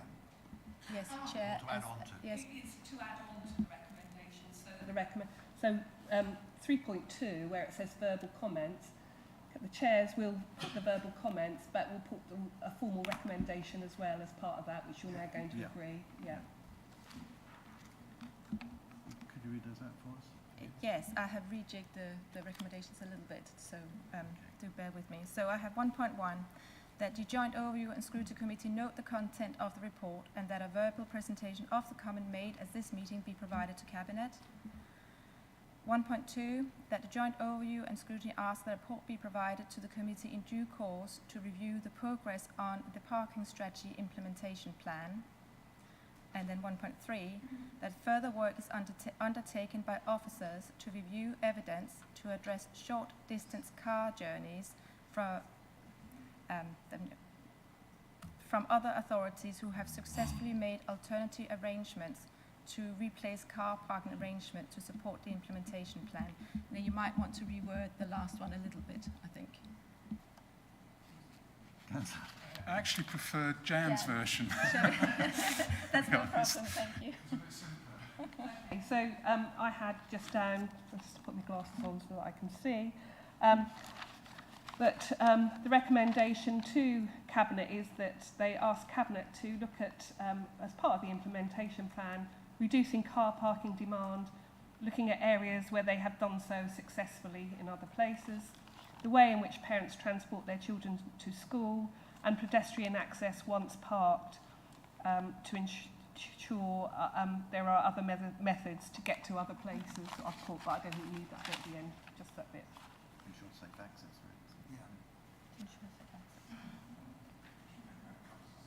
Does that cover everything? Is that okay? Fiona wants to come back. Yeah. And that last one, I'm not sure that's something that we can really influence within the parking strategy implementation.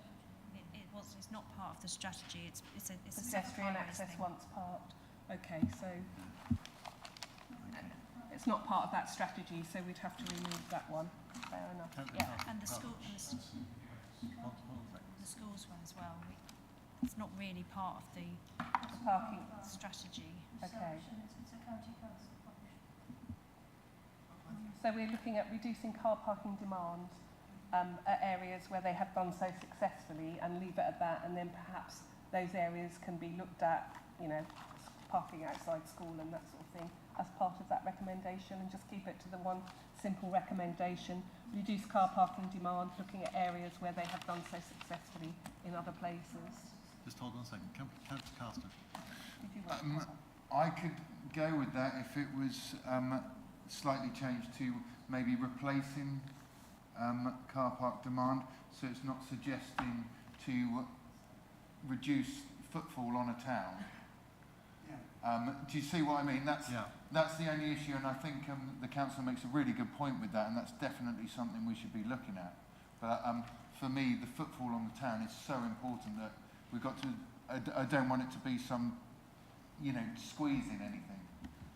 I suggest a tweak then in line with that, So rather than reducing, to look at, it was something about to look at other areas where they have done so successfully. Yeah, so it was to start off to reduce car parking demand.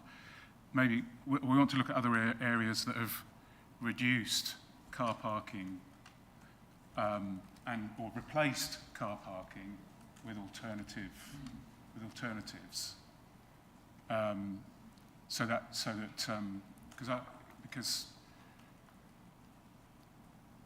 I think that's, does that capture it? I just need to speak to the technical officer here who's going to provide some advice. I think we can agree to work with Suffolk County Council regarding those last 2 points. I just don't think we can have the obligation to make the difference, because it's not within our gift. So the school parking and the on-street point that was made earlier, we can work with them to review, but we can't lead that conversation because it's not in our gift. I think we were just going to do the top one anyway, Fiona, which was the reducing, looking at car parking demand at, where other areas have done so successfully. Thank you, Chair.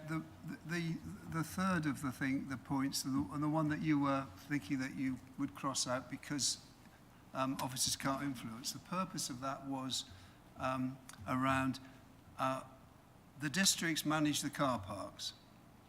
The districts might need to provide either a new car park or to somehow get more spaces or different spaces within their car parks. But by the drift of it was to ensure that when, as part of our maintenance and management of our car parks, we look at ways for people to get through the car park, for making them safe for pedestrians. I have seen car parks that have just had the number of spaces increased to such a degree that it's almost impossible to walk safely from one side of the car park to the ticket machine and back again and then to the shop. So it's all around the way we manage our car parks. That's what that was intended to be.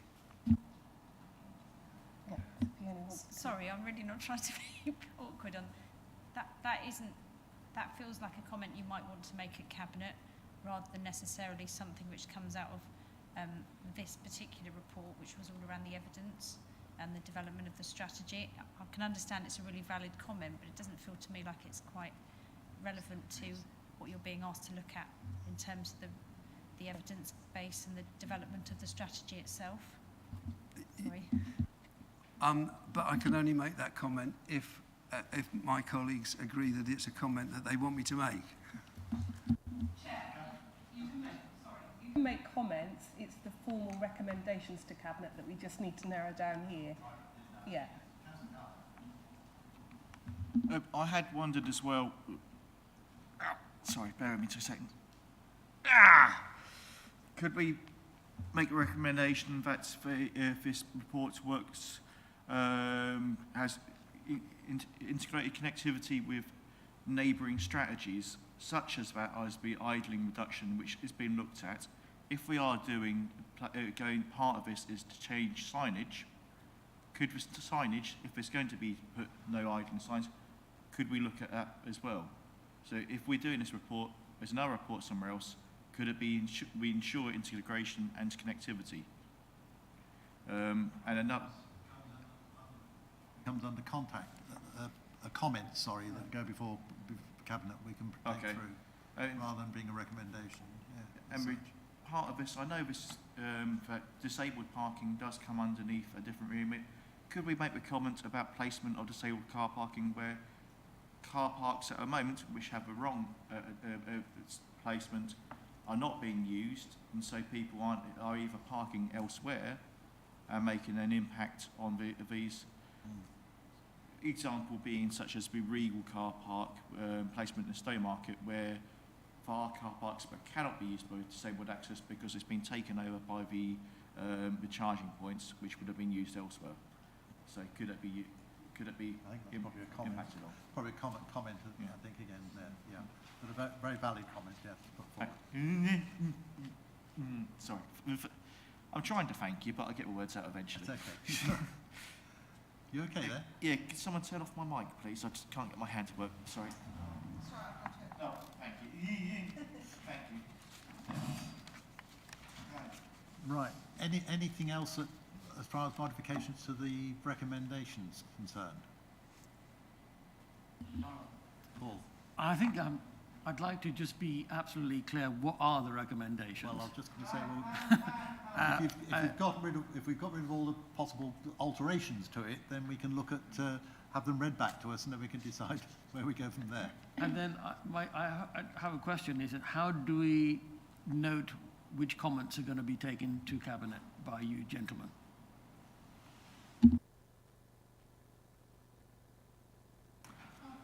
I think if we're going to have another 2-hour discussion on what the comments are going to be to go to Cabinet, we'll be... Well, you know what the comments are. Yeah. I'm assuming that those are the comments that you are going to... Yes. Okay. Yeah. I'm not trying to hide anything. Right, shall I try again? Shall we try another read back as to the So recommendations? we have 1.1, that the Joint Overview and Scrutiny Committee note the content of the report and that a verbal presentation of the comments made at this meeting be provided to Cabinet. 1.2, that work is undertaken to replace car parking demands with alternatives by looking at other areas that have done so successfully. 1.3, that the Overview and Scrutiny Committee asks that a report be provided to the committee in due course to review the progress on the parking strategy Parking Strategy Implementation Plan. That's basically checking up on everything. If you're happy with those, can I have somebody recommend them? Seconder? Mr. Wares? Move on then to the electronic voting. Thank you, Chair. That vote is now in progress. Yep, Councillor Carter, can I take your vote, please? Councillor Scarf? Councillor Lindsay? Yes.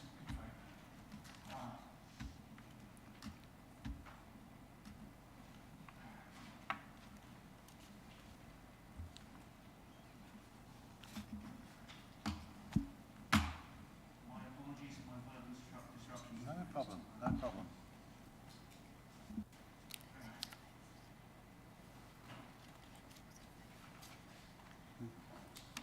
Councillor Lindsay, may we just ask for your vote again, please? Thank you. Sorry. Thank you, Chair. That is 8 votes for. That's carried. Proposition carried. Thank you very much indeed. Thank you very much indeed, Fiona Sarah. and Sarah and Councillor Fleming. Councillor Fleming, yes. I'm surprised we hadn't got somebody from Chair, should we have a short break? Yes, I think we should have a short break.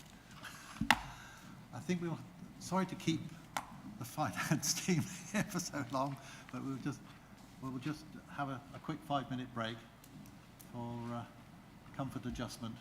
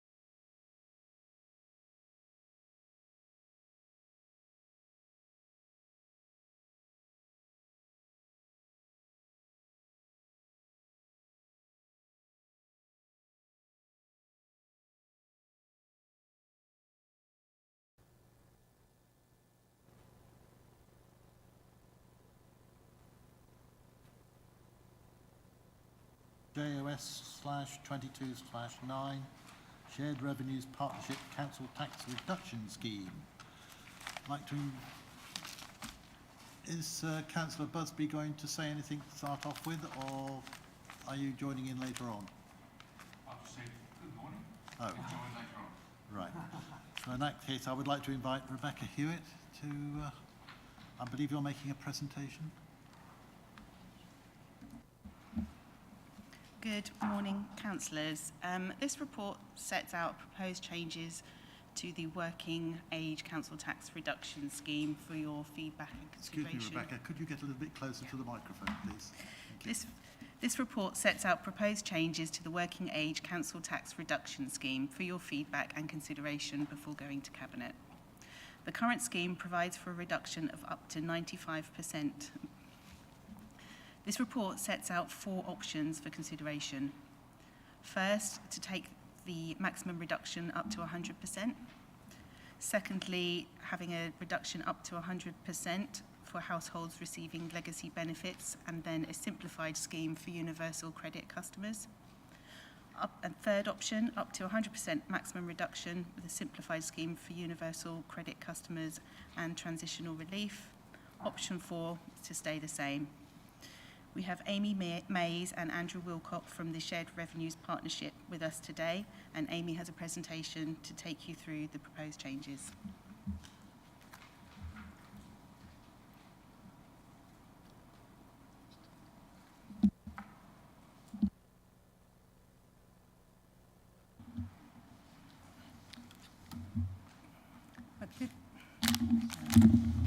This presentation will hopefully explain to councillors why we needed to consider a new scheme for council tax reduction, and it will take you through the proposals which you're asked to consider in making recommendations and comments to Cabinet.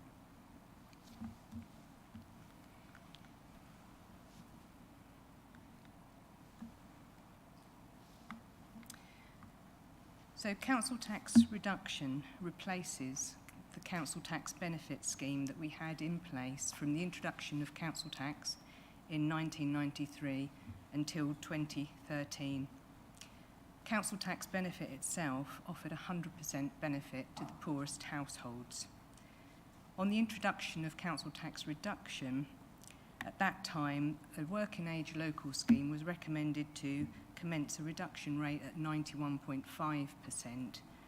In Babergh, it was introduced at 91.5%, and in Mid-Suffolk, it was introduced at a rate of 95% reduction. The pension age scheme has always offered 100% reduction. On the introduction of universal credit in 2018, we needed to amend the scheme to include those customers who were going to be newly in receipt of universal credit. And so we had an opportunity to amend it, and at that point, both schemes were aligned to award a 95% reduction to council tax. Now, the scheme itself is very much based on the old council tax benefit scheme, which mirrors the housing benefit rules and regulations, in so much as it is a means-tested scheme, and we need to gather evidence of everybody's income and capital and make a comparison against an applicable amount that's set by the government. That in itself is quite an exhaustive process and can be quite intrusive for customers. However, because that is a scheme we are required to undertake for housing benefit, it works very well for customers who receive both housing benefit and council tax reduction. Since the introduction of universal credit, there has been a need for people to migrate from housing benefit to housing costs, which is paid from universal credit, and the resulting issue is that for those who receive only council tax reduction, that we undertake an exhaustive means test for what is the application of a discount. Now, we talk a little about admin, the administrative burden, but for customers on universal credit, there is a requirement for them to review their income on a monthly basis, and where their income fluctuates, if they're on a 0 hours contract, that can mean that a recalculation of their universal credit happens every month, and consequently a means test adjustment for CTR.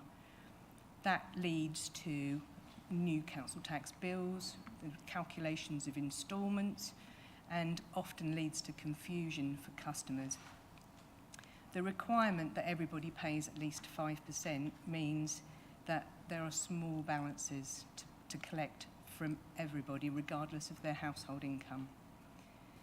But the added complication for us is that because there is a need to review people's incomes and capital, that it can't be automated. So it is quite administratively heavy in the information that we have to collect. So customers themselves quite often don't know what they need to pay or when they need to pay it. For universal credit, as soon as they get an adjustment, they get a new bill and a new instalment plan. And just as they're getting ready to pay their first instalment, it recalculates and starts again.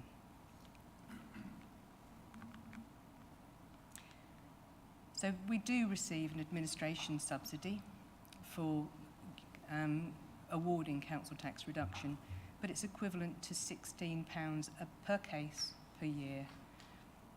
Now, when we were just calculating an annual entitlement, and we were doing that once as part of the annual billing process and the new council tax setting, that covered the costs. But with universal credit, we're seeing the need to recalculate on a monthly basis, and the cost to administer is now falling short in subsidy of what it actually costs the authorities to run.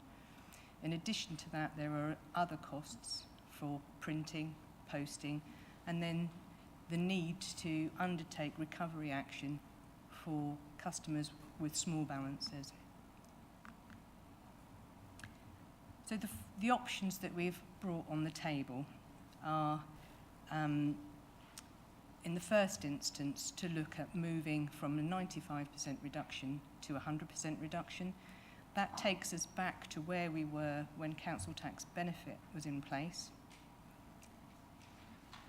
It means that everybody will be better off who's currently in receipt of council tax reduction, because they will benefit from the 5% uplift in the reduction rate. It will reduce the number of people with small balances that we need to recover from, and it introduces equity then with the pension age scheme, which offers a 100% reduction. The difficulty with doing that step alone is that it won't help with the administration issues. We will still need to keep recalculating for customers on universal credit, and customers will still be confused as to what to pay, how often to pay, when they can pay. There are some minimal costs, obviously, from increasing the cost of the scheme, and the costs are there for you to consider. So if we want to do a little bit more than that and look at the cost of the administration, then we need to do something a little more complex.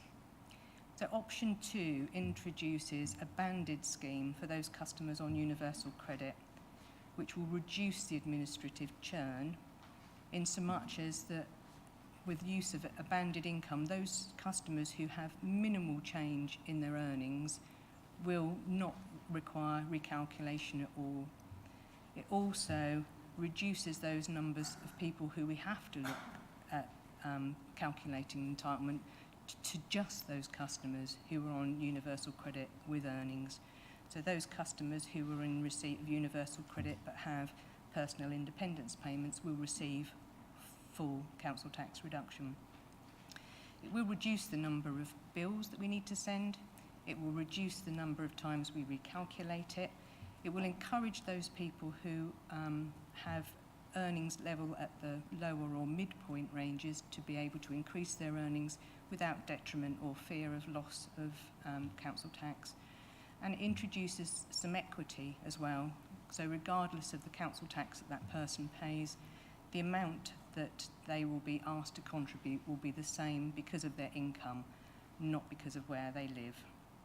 There is a further con in so much as to introduce that kind of a scheme, there will be additional costs.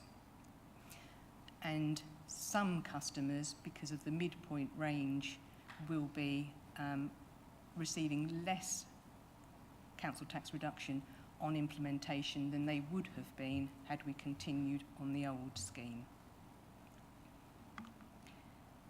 So option 3 really carries on the same scheme as it was in option 2, but introduces transitional protection. So on implementation, no customer suffers a detriment. In all other regards, the scheme is the same, but because we're looking to support those customers who would have lost money under option 2, there is a further cost. Option 4 is we don't have to change the scheme.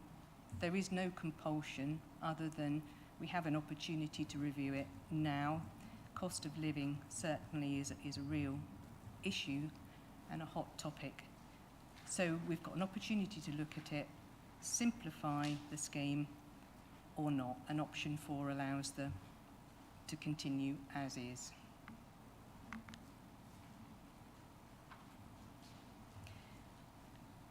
So included here is a draft timeline.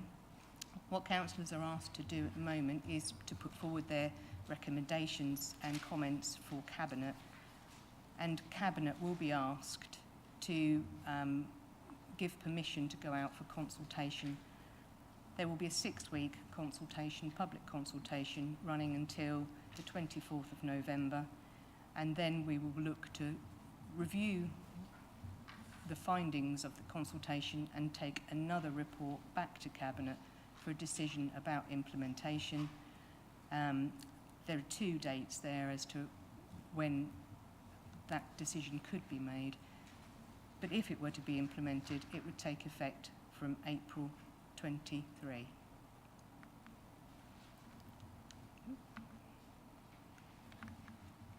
So there is an opportunity for councillors to ask questions.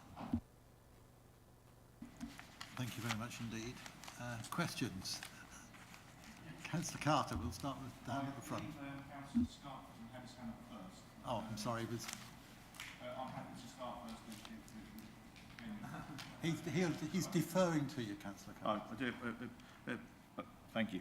I did have a query. Well, I do love the customer when you're born in the shop and you have a chance of leaving it, sleep on the streets, but regardless.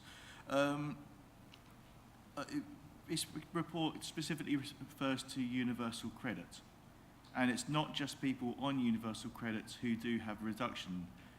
What about legacy benefits or independent beds? If we were to go for a passport scheme, would that also include, say, personal independent payments? Would it include other benefits that are still being paid due to ongoing disability awards? Or would this involve a different scheme to handle those?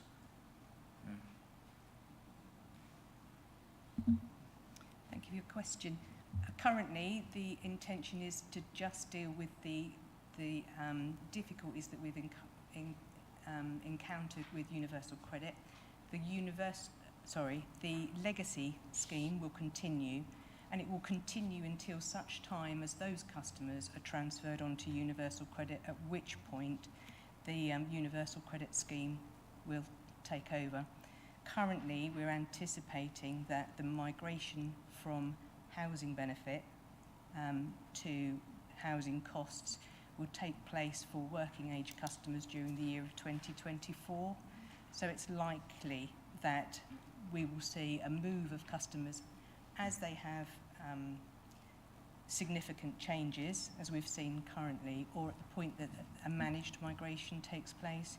So the idea is that we change the scheme to allow all customers to move onto a scheme which will flex with them as they move onto universal credit.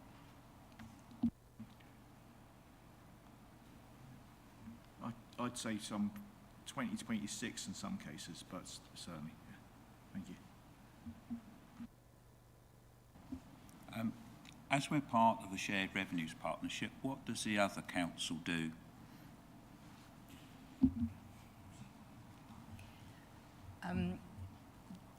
Currently, Ipswich are out for consultation on the same basis of this scheme. In an ideal world, it would be great if the 3 authorities had the same scheme, not just because it makes it administratively easier for us, because actually the system would deal with that.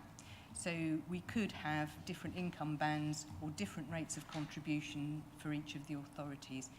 But for our customers, I think, who we often see move between the districts and the borough, it's much easier if we can remain consistent. So Ipswich are out for consultation now. It's on the basis of the same scheme, and that consultation will close on the 15th of November. We're a little bit further behind for Babergh and Mid Suffolk's consultation, but obviously we will look at the consultation results across the piece when we come to make those final recommendations.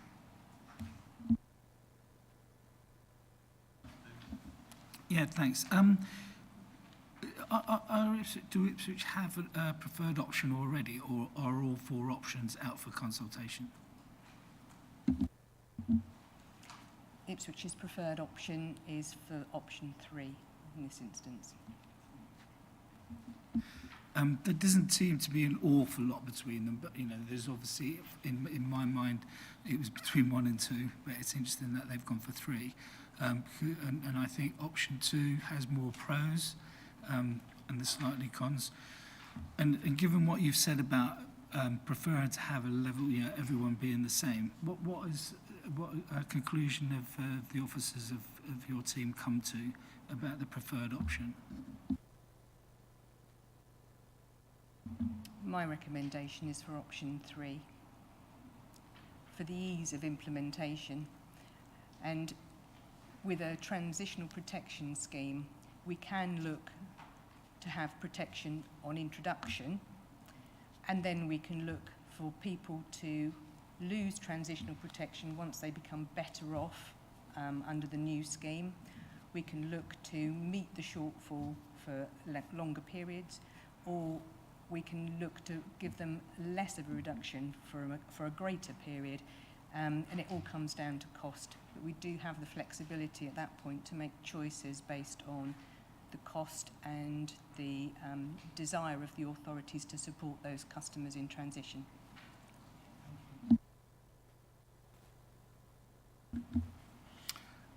So in each of the first 3 options, there are costs associated. Are those one-off costs or recurring costs, is my first question. Then with regard to option 2, you indicated that there would be a few people who were worse off. How would you deal with them?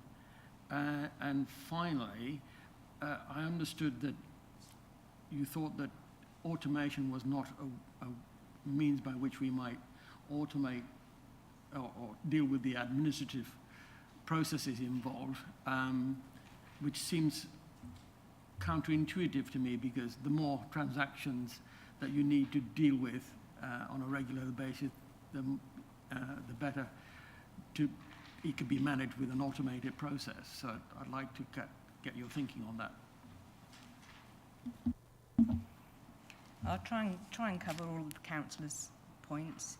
In terms of the recurrent costs, once we've started supporting people at a level, there will be a requirement year on year to cover the continuing costs of the scheme. So moving from a 95% scheme to a 100% scheme will increase the scheme costs. Moving to a banded scheme, because more customers receive 100% reduction, will incur costs, and it will incur costs year on year. In terms of the costs, though, because of the potential for administrative savings, it's possible that actually we will save in administration what we are expending in additional support for customers. For those customers who are currently worse off under option 2, the proposal is to introduce a transitional protection scheme, which is option 3. The alternative would be that we just accept that some people are worse off, and obviously that makes it quite difficult to implement a scheme without public remark. The question about automation, maybe I wasn't very clear when I was talking you through that. But currently, we have to gather lots of information. We have to see lots of information before we can make an assessment. The way that the new scheme will work is that we will be able to receive direct from the DWP electronic notices of people's universal credit entitlement and any earnings element, and the computer will read that. We won't put it through a second means test. We won't subject those customers to a further process, and as such we will be able to take the benefit of that automation possibility.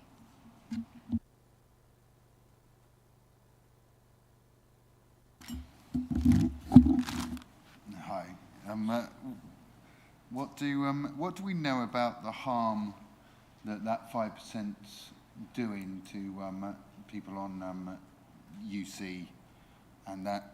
Because what I'm thinking about here is we need to understand what difference that 5% makes, and what difference taking it away, the cost away makes, because we've got administrative costs, but there's also money for the county council, and they do desperately need the money, and over 10 years in mid-Suffolk, that's £1.4 million that's lost in tax coming in over all the different authorities that receive it, and it does worry me that that's our administrative cost, but also this could be quite crucially important money in looking after people, adult social care, children, childcare, and all these different aspects. So what I'm basically trying to weigh up is the harm that 5%'s doing to the people that are paying it now, compared with the potential 1.4 million over 10 years of lost income.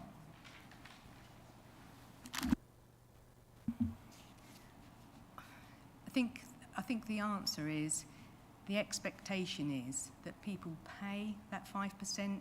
The reality is that we're asking for people to pay who don't have the means to pay. So there is an anticipation that we're generating an income. The reality is that we're accruing a debt. Are you saying a social debt? Is that, sorry, just to... The council tax itself is unpaid. We have a large amount of money that's unpaid because we're unable to collect from people who don't have the means to pay. Oh, sorry, yeah, no, sorry, I understand, I understand exactly what you're saying. So that's not necessarily what's been generated at all, those figures there. Okay, thank you. Councillor Wellham. Thank you, Chair. I think, look, from your point of view, you're talking about the 1.4 million. Am I right that would be somewhere around £1 per person per annum that we might be not putting into the public purse? You stated the figure. I'm just trying to get a feel for what it is in the form of a question. Can I just ask the question about the additional costs? You gave us the additional costs for the various options, the three options. Do they take account of savings in administration? And the other question is the uncertainty around when to pay and how much to pay, from our customers' point of view, one of the real social savings of introducing options 1, 2, or particularly option 3?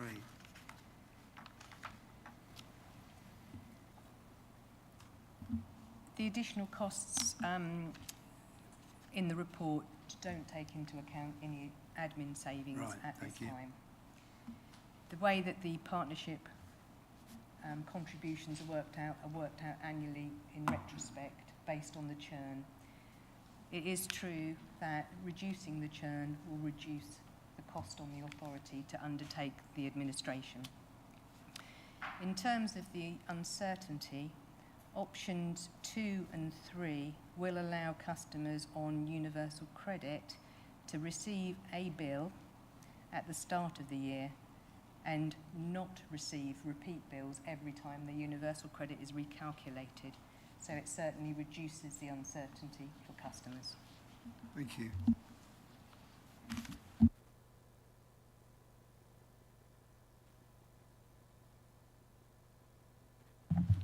Thank you, Chair.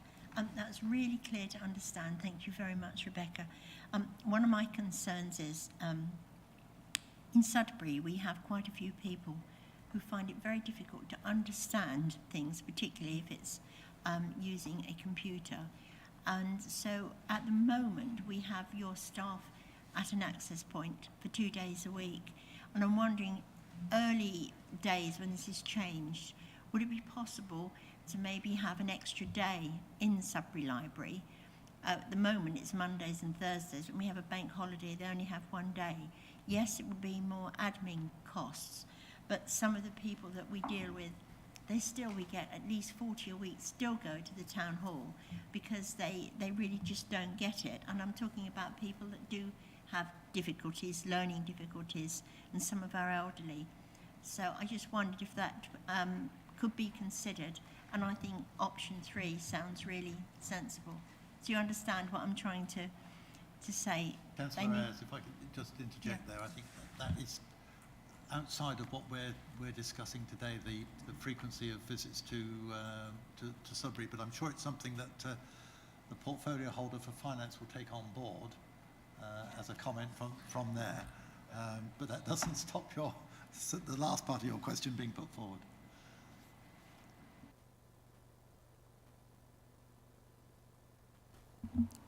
So I take on board the comments there, and we can certainly share that experience as part of the consultation. Customer services actually deal with the front of house. The shared revenues partnership just deals with the calculation, and in this element we're a back office service only, but it's a very relevant point. Thank you. Just coming back to the point Councillor Caston was making about the sums of money involved. So if I've understood your response correctly, the 5% that he thinks we're going to lose, we're actually already losing. So actually, in the last financial year, what was that sum of money? Secondly, if it's a bad debt in essence that we're not collecting, what is the council's methodology for writing that off in the account? Because I'm not come across that in looking at our accounts in the last 4 years. I'll ask my colleague, Mr. Wilcock, to deal with that, as he is the Mr. Council Tax. Sure about the title. I mean, I guess from a council tax perspective, the CTR comes across as a discount. So when we look at what's left in arrears, it's very difficult to distinguish what relates to CTR accounts or normal council taxpayers. Certainly for, let me just get the figures for last year. As at the end of the financial year, for last year's debt alone, for Babergh, there was just under £1.2 million worth of arrears, and for Mid-Suffolk, ironically, just under £1.2 million worth of arrears.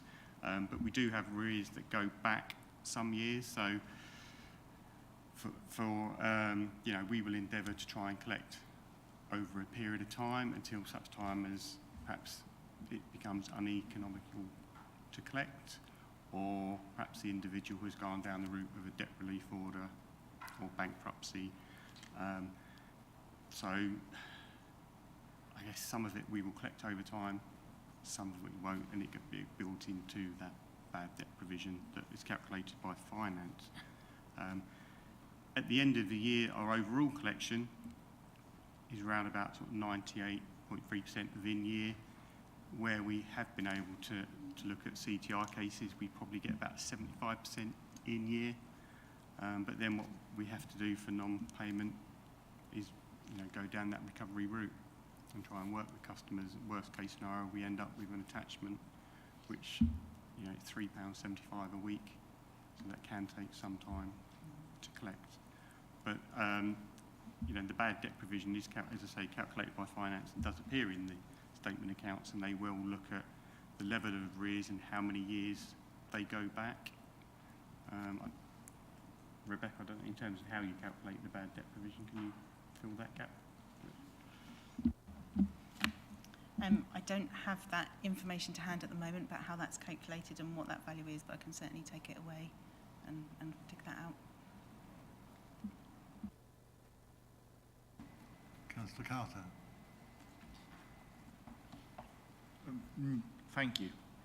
I know that we are dealing with residents who cannot currently afford to pay, and I know that there are services out there who are helping. We do offer some measures, and we do try to help our residents who can't pay. So I'm not saying that we would go down this route, but if we were to take legal action to debt recovery, or if we were to eventually, it could be imprisonment if you don't pay this, what would be the cost? So we have a figure. What are our legal costs if we went down that route? So I'm just trying to get in mind, so we have a sum of money, what cost we would have if we went down this legal route, and how much we're saving by not having to go down this route. And could we also reach out to our external bodies who work such as Citizens Advice, who have teams who deal with individuals who cannot pay the council tax and actually have sessions where they go in and help with monitoring? Could we ask them how much money they are spending on a weekly basis to actually assist our residents who cannot pay? So we can put this as well, a cost that by having this measure in place, this is the amount of money we're not only saving ourselves in admin fees, not only saving ourselves by not having to go down this legal debt collection route, and also the amount of money we're saving our bodies but currently are struggling themselves and are having to help our residents because for whatever means either we're not doing it or they need to help. So this is by going by option 3, we're not even only saving ourselves, we're saving the local residents and the local community, if we have those figures. If I could just come in there, I think probably what we've got there is a series of questions to produce some information that we don't have to hand, which could come out in the consultation for a 6-week period for whatever option we go for. Because we're going to have a 6-week consultation period, and the evidence could be collected for you to be able to include that within the consultation period, unless something in the officers wish to add anything to that. I was just going to add, it's similar lines. As part of the consultation, we will be talking to the Citizens Advice, and we will gather their views on, what they're experiencing and the costs, and we can, counter that with, I guess, what it's costing us to collect per case as well.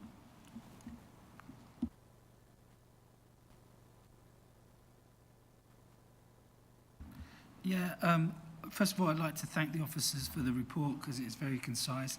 Also, the member briefing was very, very useful. That gave us a lot of background as well, so thank you for that.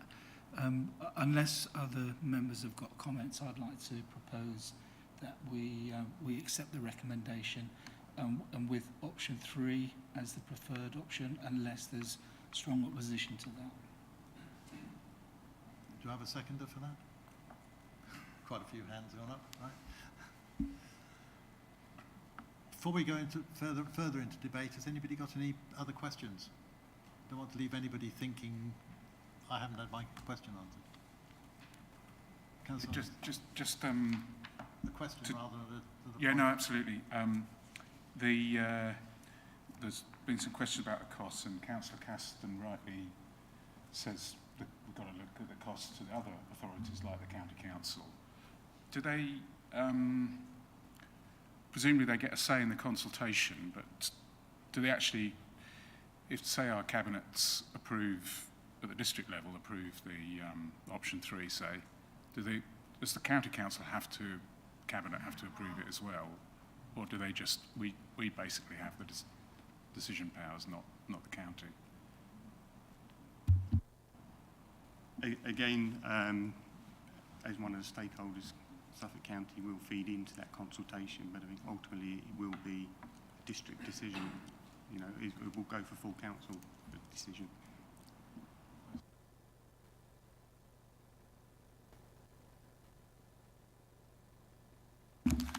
Thank you very much. I just wondered what the finance portfolio holder's view was on this at this stage. Would that be appropriate?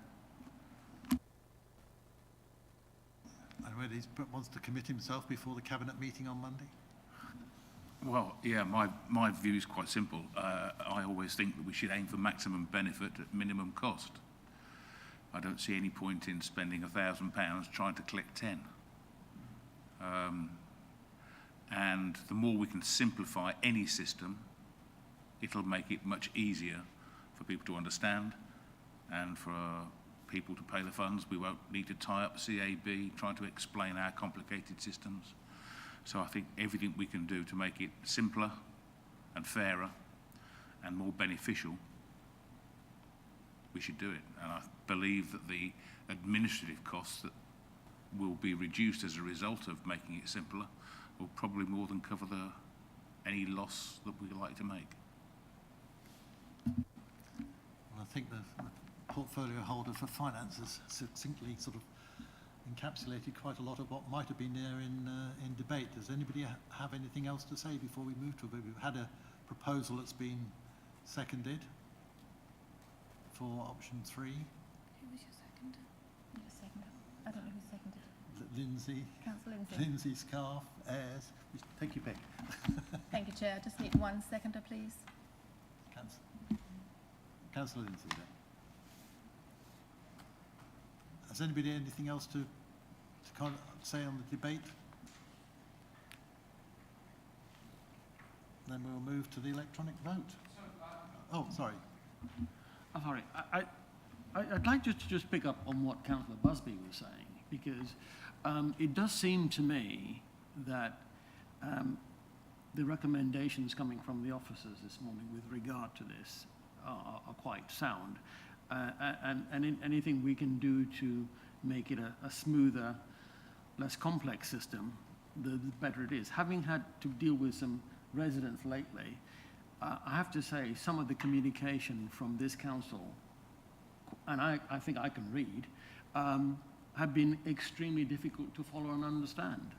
And the fact that, you know, potentially people could be getting 5 or 6 communications effectively about the same thing in the same financial period is quite daunting for many people to get their heads around. So, I mean, I think, you know, in looking at this, we should bear that sort of thing in mind. And I also would, I mean, I know it's not part of this remit because you're not the front-facing, but I think this issue of access to the access point, if you pardon the tautology, is really important, because I think that there just isn't enough face time for people to really completely get their concerns resolved in a timely fashion.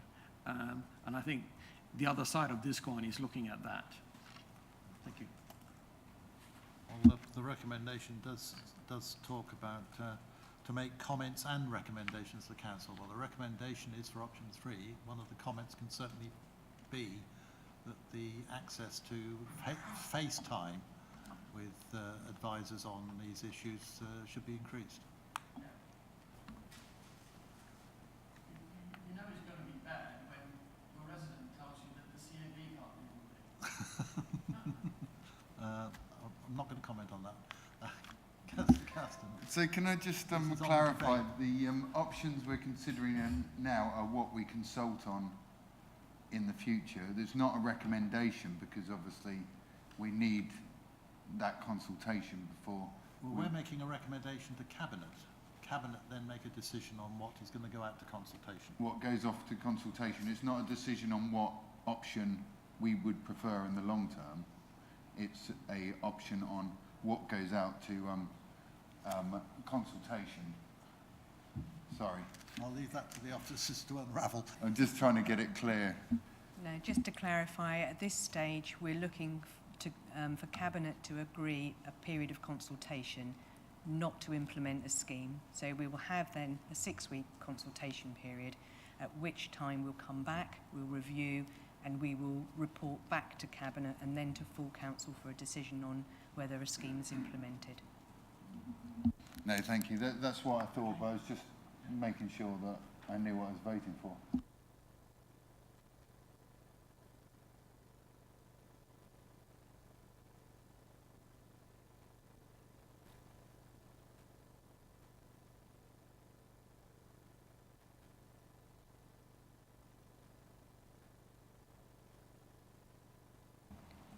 Thank you, Chair. That vote is now in progress. Councillor Scarf, may I take your vote?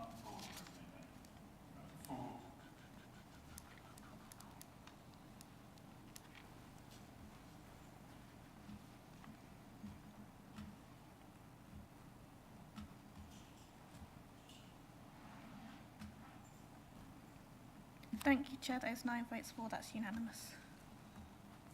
That has been cancelled.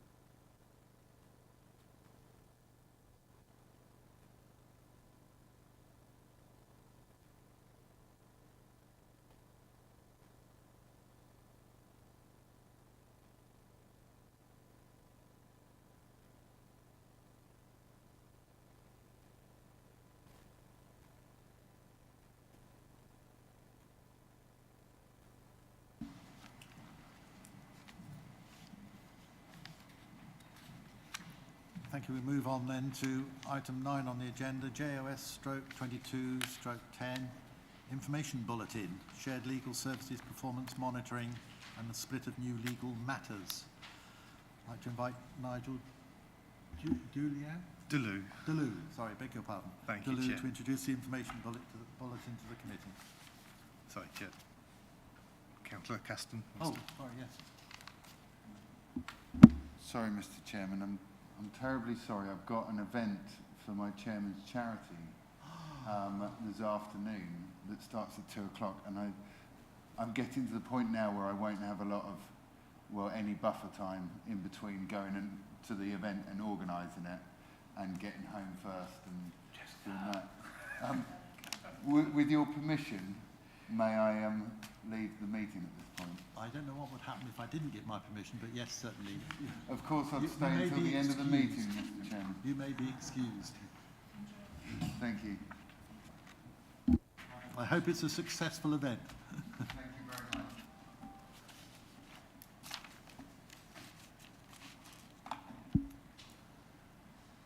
Right, yes. Thank you, Chair. Good morning, councillors. I'm here on behalf of Teresa Halliday, the Service Manager for the Legal Service and Information Governance Service. She was unable to attend today, so I'm here to present the bulletin on her behalf. Just giving a quick bit of background, in November last year, this committee made a decision for an information bulletin to be presented to confirm the recharging mechanism for the costs of the legal service and to provide comparative data and to provide data showing the split between the work carried out for Babergh and Mid-Suffolk councils. And the bulletin before you today, with your papers, is there to illustrate that split. The steering board for the legal service reviews the legal service performance data on a 6-monthly basis, and that's using data from the case management system and provides information on the number of new legal instructions received from each authority and to which legal team those instructions are going, the percentage of complexity levels assigned to new legal instructions per authority, and a year-by-year comparison on legal instructions and complexity levels per authority as well. If you look at the report at page 34, the pie chart at the top of that page shows some recent trends from the financial year of 2020-21 and shows a relatively even split between instructions from West Suffolk Council and Babergh Mid-Suffolk. It's a 51-49 split, slightly in favour of West Suffolk Council. However, the split does not provide any details as to the complexity or the time resource required to deal with these instructions. And there is this is demonstrated on a complexity chart, which I'll refer to in a moment or two. Also, until April this year, it was not possible to determine whether instructions came from Babergh or Mid-Suffolk. We just had Babergh and Mid-Suffolk instructions contained in the data, but that has changed slightly. You will notice that the pie chart does show some split. It's like a 12% for Babergh and a 10% for Mid-Suffolk. These are matters that were opened during that year but are still ongoing. So the data has been able to be updated and inputted into the system to show which council actually supplied those instructions. Then the second pie chart on that page shows a breakdown of the instructions by legal team within the service. It doesn't tell the whole story, as the nature of instructions for different teams varies. For example, the litigation team deals with a large number of standard instructions, such as debt recovery and property repossessions, whereas the commercial team tend to deal with more bespoke instructions, which may relate to long-term projects.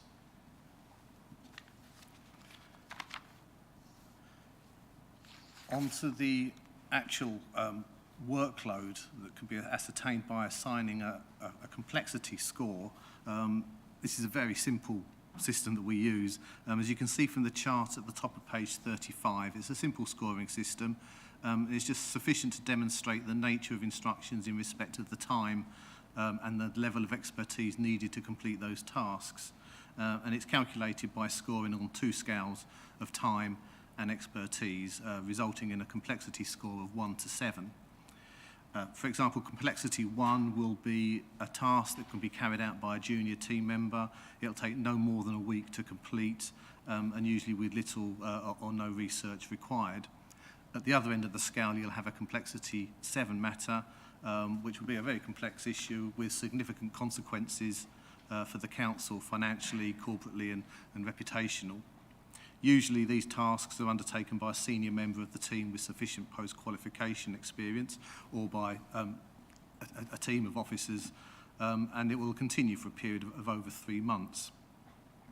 And I think it's quite clear to see the type of matters that fall in between. The second graph on page 35 gives a breakdown of the complexity score, and these are for instructions received in 2021, and they demonstrate the difference in complexity scores for instructions from the different councils. For example, if you look at the row of complexity 7 at the bottom of that chart, you will see that Babergh and Mid-Suffolk actually have a combined number of 99 instructions of that complexity, whereas West Suffolk Council only had 53 instructions for that level, and this is despite there being slightly more instructions coming from West Suffolk Council. So you can see that it demonstrates that just when you see the split on the pie chart, that's not necessarily the time and resource that's being put into those councils, and it could vary. Going over the page to the top of page 36, there's a pie chart which shows the instructions from 2021 and 22. Again, West Suffolk Council accounts for more, it's 56% of the total, but as stated before, it doesn't necessarily mean that legal service has devoted more time or resources on West Suffolk Council than on Babergh and Mid-Suffolk Councils. And also from that chart, you'll note that there's a fairly even split of instructions from Babergh and Mid-Suffolk. The second pie chart shows a similar breakdown between the teams within the legal service. You'll notice there is a significant rise in property instructions, but this is mainly because of the way that the instructions have been recorded. For example, the property team get a lot of boundary inquiries. They did have a general file on our case management system just for boundary inquiries, but through trial and error, we've decided that it's better to open a new matter for each one, which is why there is a higher number, but not necessarily many different in the actual workload being passed to that team. The complexity chart for 2021-22 shows a reduction in the higher complexity scores, but as you can see, Babergh Mid Suffolk generally have a higher number of complexity sort of scored instructions than West Suffolk Council. So that trend has continued. And then finally, we have the data from the first financial quarter of this year, which shows a similar breakdown between West Suffolk Council and Babergh and Mid Suffolk Councils. But this is the first quarter we've been able to show the full split between Babergh and Mid Suffolk. And as you can see, it demonstrates a very even split in numbers between those councils. Where the instructions haven't been split, these are matters that the instructions are from jointly both councils. For example, my time here today, I'm working with the joint committees.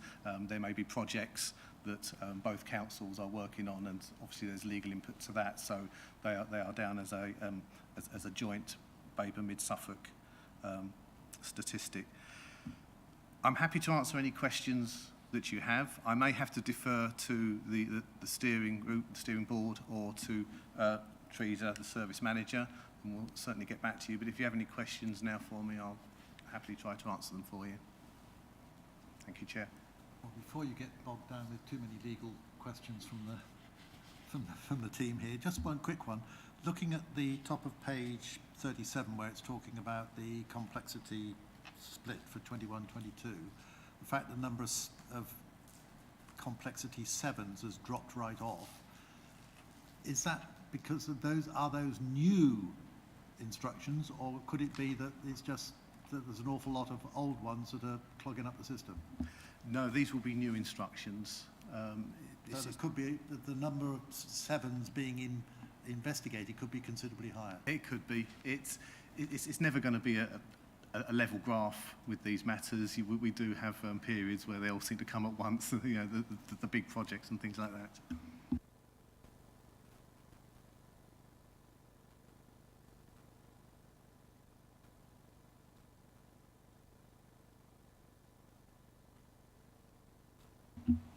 So the level of complexity 7 inquiries have drastically fallen down for whatever reason.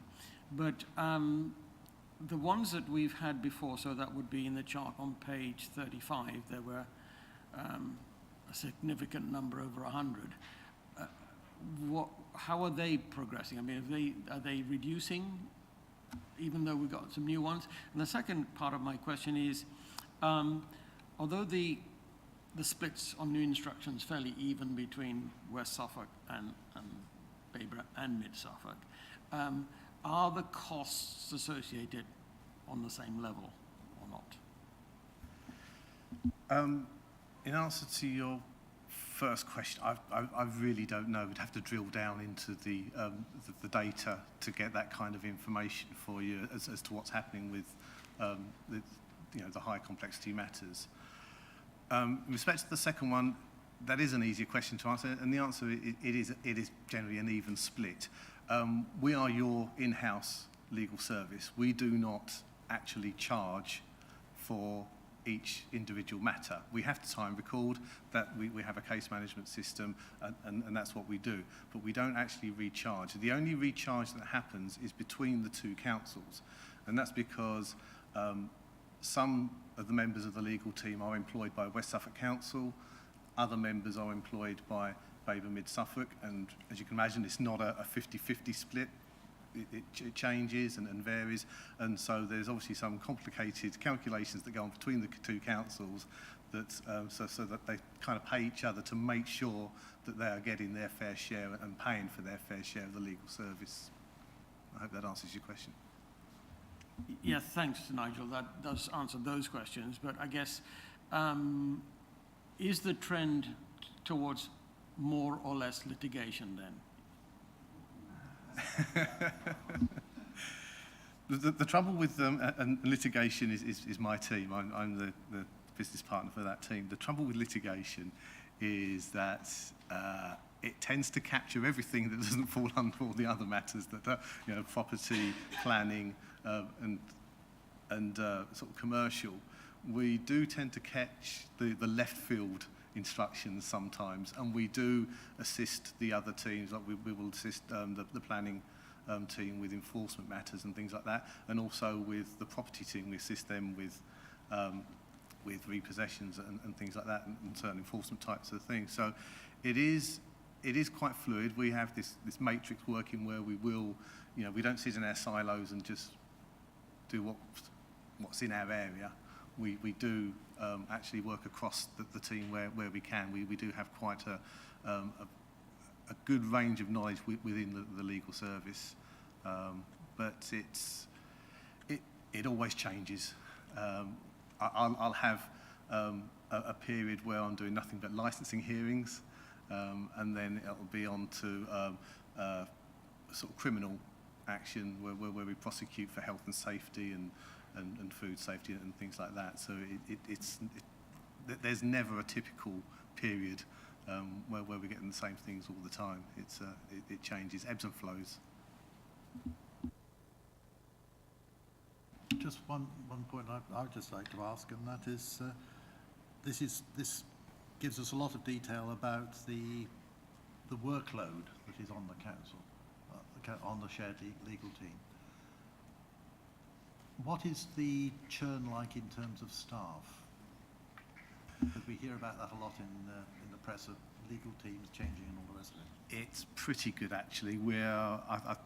I think we are basically all our posts are filled at the moment. There's always come-ins and goings, but we've not had an issue over the last couple of years where we've had gaps in services.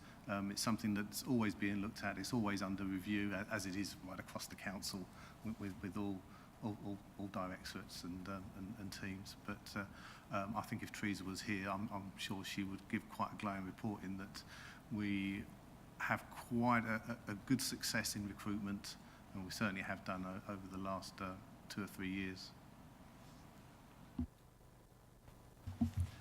Yeah, thank you, Chair.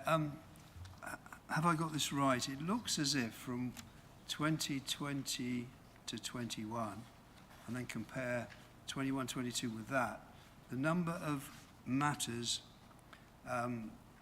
given to you by Mid-Suffolk Babergh, by Babergh and Mid-Suffolk, and by Babergh Mid-Suffolk joint matters has pretty well been the same over the 2 years, but the number of matters, the number of instructions from West Suffolk has gone up by 20%, and it looks as if that trend is continuing.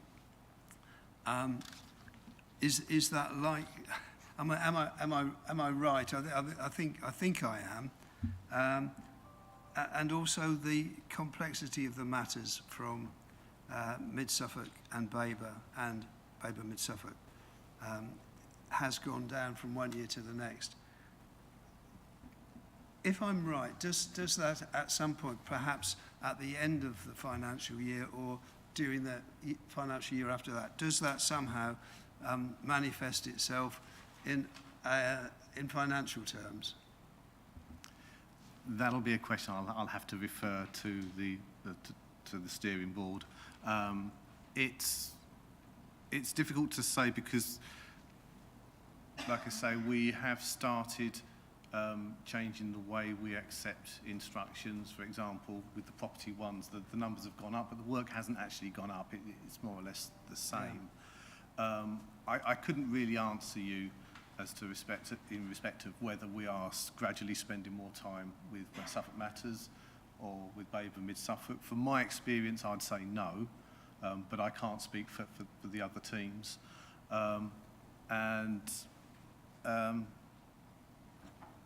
With regards to the complexities going down, again, it's impossible for me to actually sort of give an answer on that without actually someone drilling down into the data to see exactly what those number 7 ones are and whether they are, whether they're just extremely complicated in the last 3 months or they're just relatively complicated in the last 6 months. It's a balance. I mean, from your experience, are there some fairly uncomplicated cases that can still use quite a lot of legal team time? It's not, complexity isn't necessarily directly proportional to the amount of time that a legal person has to spend on the case. No, it is a balance. We've come up with this system which is as simple as possible, but given as much information as possible at the same time. We could make it more complicated, but you're right. There are a lot of matters, and you look from the numbers, there's very few complexity 1 matters on there. And the main reason for that is that quite a lot of them are just dealt with a single phone call, or dealt with in 10, 15 minutes, and don't even get registered as a new instruction. Right. And they take up parts of your day. You can take 2 or 3 calls like that in a day.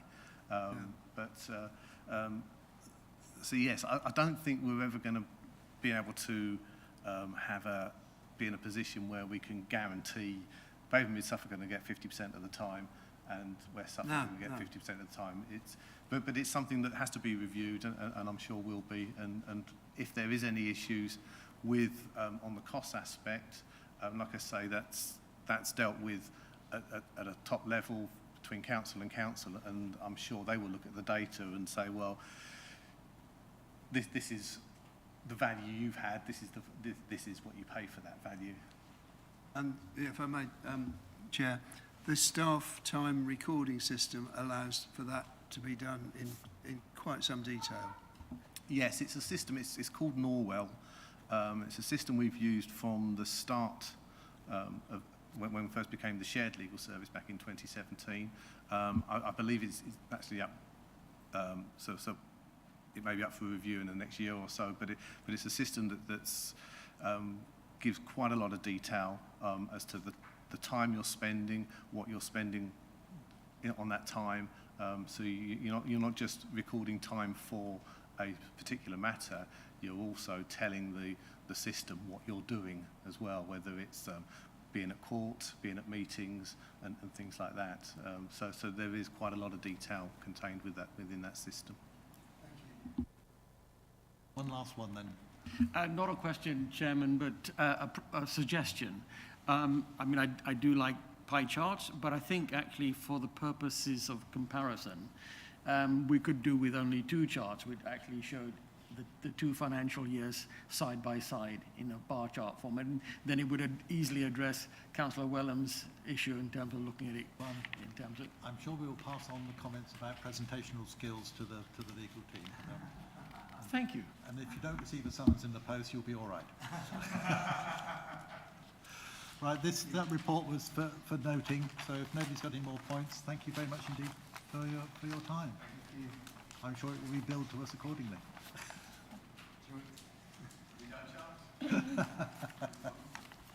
On paper, anyway. Moving on to item 10 then on the agenda, recommendation from the Joint Overview and Scrutiny Task and Finish Group for Rural Transport. The work for the Task and Finish Group has been undertaken jointly. However, as there are separate recommendations to each Cabinet, the debate and votes will be taken separately for each committee. I would like to invite Councillor Wenham to introduce the report to the committee. Thank you, Chair. This joint committee was set up as a Task and Finish Group which first met in September 2021. And it was clear early on that there are areas within the districts, both districts, where there is little or no access to public transport. Also, that community transport was being provided to meet the needs of residents of some parts of the districts, but not to others. And also that community transport weren't really promoting themselves well enough. A lot of people didn't know that community transport existed or what services they could be requesting. There was a fair split between what the way that the Mid-Suffolk members felt this could progress and the way that the Babergh members felt it could progress. And that gap was widened following a decision by Mid-Suffolk to provide electric minibuses to serve residents of Mid-Suffolk district. So that it then became clear that we would need separate recommendations to the two separate cabinets.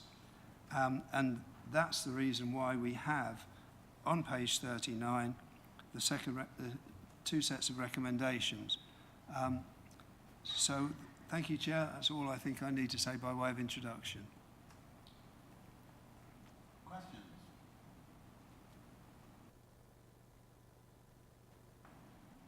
The silence. Ah, coming at the end of the agenda, you see, that's what does it. Well, anybody got anything to say on the debate side? Councillor Lindsay. Only that is anyone here from the, other than Keith, is there anyone here from the, well, perhaps my question is,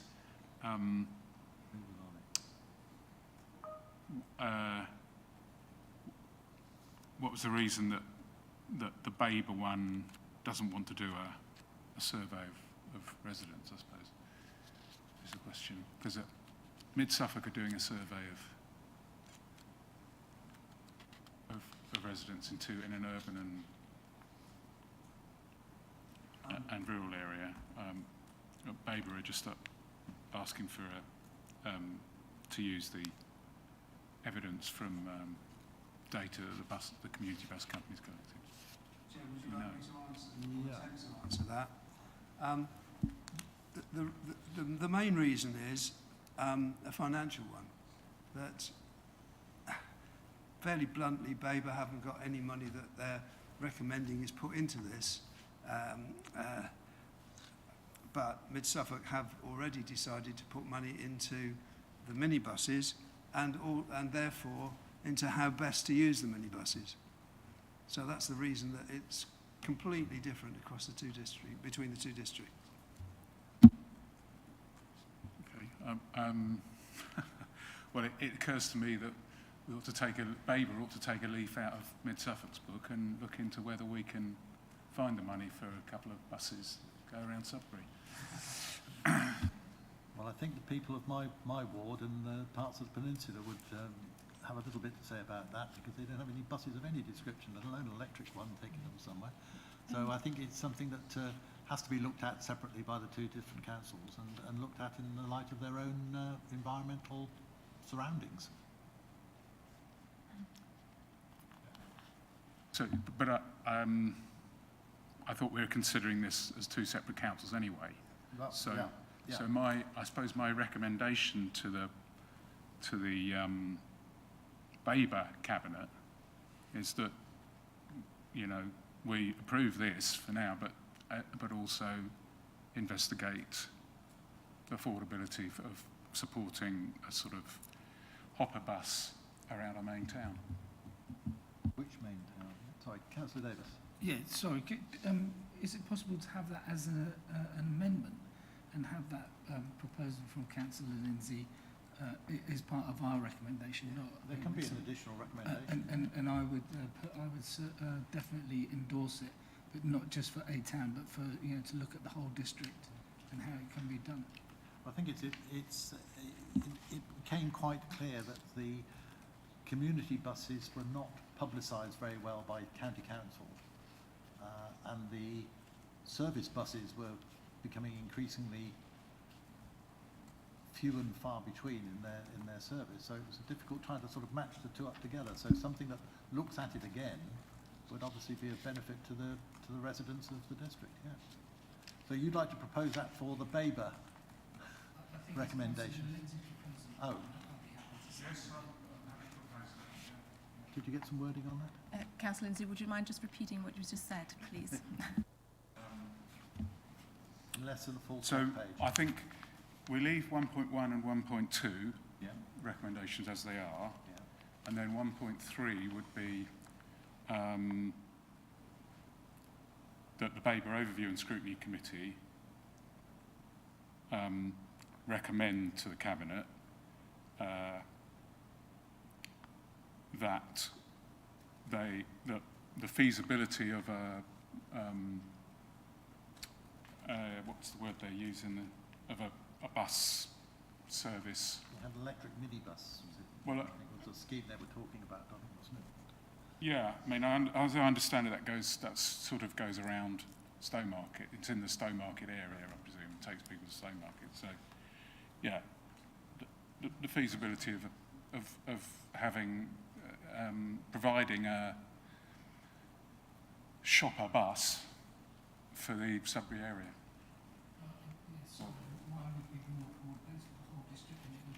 A feeder bus service to the yeah. Yeah, fair enough.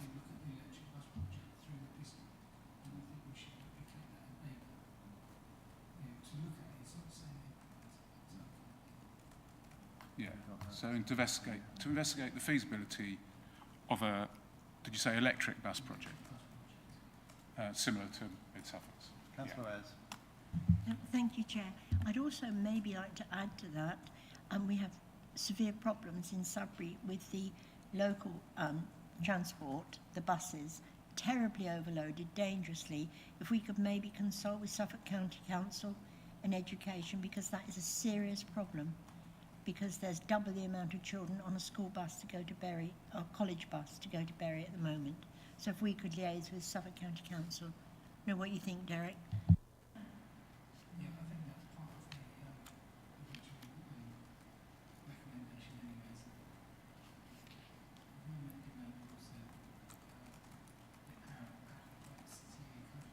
So I think that's in the first two recommendations. I think it's probably covered by the circular. I can certainly, at Cabinet, highlight the potential for certain services being overloaded and other services not being loaded to capacity. So get them, they want looking for, yeah. Anything else for Babergh to add on that? And if so, we'll take a Babergh vote on those recommendations before we move on to the Mid-Suffolk ones. Nothing to add? Do you want to just read those back, Henrietta? Just so we... Yes. Let me just see on that. So you have the two. Sorry. So you have the two recommendations already stated in your papers, and then the third recommendation will be that the Babergh. That's not correct. Hang on. Just give me 2 minutes, Chair.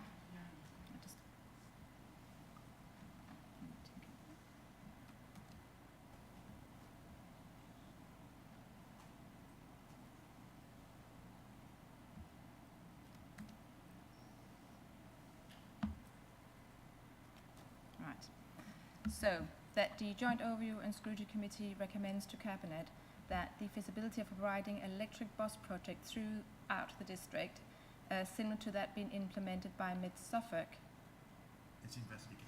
is investigated. Happy with that, members? So we've got Councillor Lindsay proposing, Councillor Davis seconding.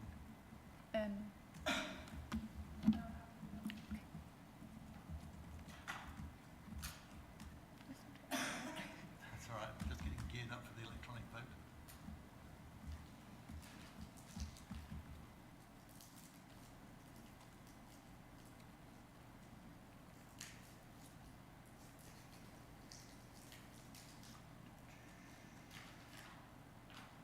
Pigeon's going slow.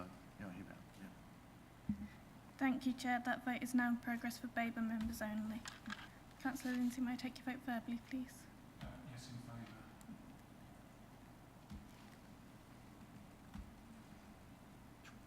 Done. That's that one done. It's then if I hand over to Councillor Wellham to... Thank you, Chair. That is 4 votes for. That is unanimous. Right. Do you want to conduct your vote on your... Wouldn't want you to think that I was telling you what to do. Does anybody want to debate the issues around our two recommendations? No? Can we go straight to the vote then, please? Need a proposer and seconder. So, Councillor Scarf to propose, Councillor Carter to second. And can the Governance Officer now conduct the electronic vote, please? Thank you, Chair. That vote is now in progress for Mid-Suffolk members only. Councillor Scarf, may I take your vote verbally?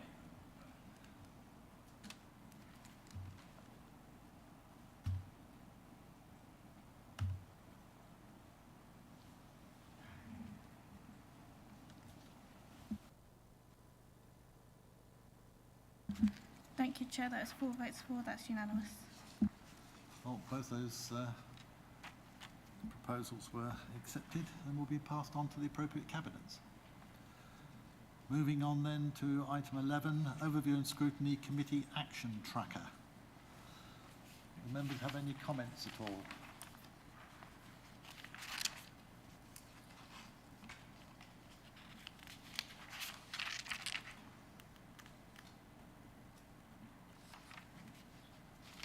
Yes, Councillor. So I think it's a great idea to have the tracker. Just wondered, actually, what is the mechanism for actually knowing that these actions have been executed and completed? That's a good question. Henrietta will attempt to answer that question. I will attempt to answer this question in that in the chairs of the Overview and Scrutiny's annual report, very often there is a section that implements or indicates what happened to the recommendations once they were recommended to Cabinet.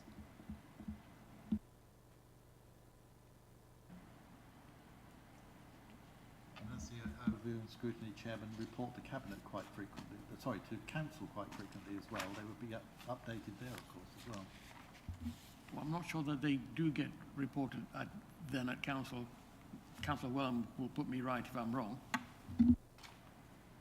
If I may, Chair, the reason that this was found to be necessary was that there have been a number of occasions when this joint committee have recommended various aspects of various different matters to Cabinet, and we haven't heard back from Cabinet. And so this is meant to be a checklist which the officers keep up to date with what happens to our recommendations to Cabinet or to Council. If they're recommendations to Council, then they are included in our reports to Council. If they're recommendations to Cabinet, in the past they have been, they've been getting lost to a degree. Because what I didn't realise, and I don't think Councillor McLaren realised, was that if we make a recommendation to Cabinet and it's in the area of, let's say, community services, then the Cabinet member and the Director are responsible for seeing that that goes on to Cabinet, and I don't think they realised that that was part of their responsibility. So it was just getting lost. So this means that we have a check of what's happening. That was particularly the case with recommendations that we made after the scrutiny of citizens' advice, that we heard nothing back at all from Cabinet on our recommendations. We just had a verbal report of a few words from a Cabinet member the following year. That's not good enough, and that's what this is seeking to improve upon. So, Councillor Wellham, it seems to me that if this is going to serve its purpose fully, we need to close the loop by actually having a feedback mechanism that says what happened to the recommendation. And I don't think we should be waiting a year to find that out. No, absolutely. That's what this seeks to do, and this is on the chairs and vice chairs meet with officers every month prior to the next meeting. So we've got a meeting tomorrow which is going to be looking a month ahead, and this is on the agenda for those meetings. Sorry, it's not. No, it's next Tuesday, isn't it? But yeah, it's next Tuesday. It's not on a Saturday. It's next Tuesday. I know my diary's been chopped about a bit. But every month we meet and we go through the reports that are going to come forward in the next month or two ahead. But also we look at the work plan and we look at the tracker. So between us, the chairs and the officers should be closing the loop and reporting the closure of the loop to this joint committee. So can I take it from that response that come the next meeting, if any of these recommendations should have been actioned and closed out, that will be reported then? It should be. Yeah. Yeah. Super, thank you.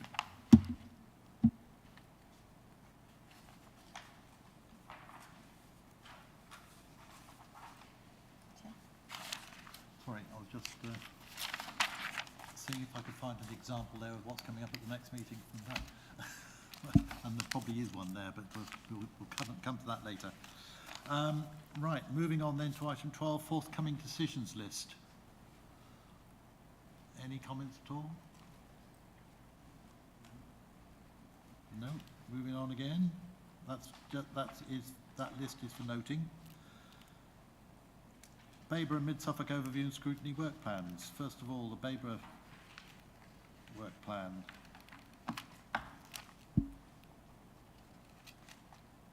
Any comments, Babergh members? No, that's just for noting. And Mid-Suffolk? Chair, if I may, we've noted in the Mid-Suffolk work plan that most of the meetings are joint meetings, and they've got a proposed date, which is the Babergh date. Is that appropriate? That's absolutely fine. I think that's absolutely fine with us. But the two leaders have asked that those dates be looked at because they might clash with something that they might be doing on the odd Monday. So I think that's something which officers have been tasked to do. My own personal view is that these are formal meetings which have already been put in the calendar, and if there are informal meetings which are taking place, then they shouldn't take precedence over our formal meetings, but that's just a personal view.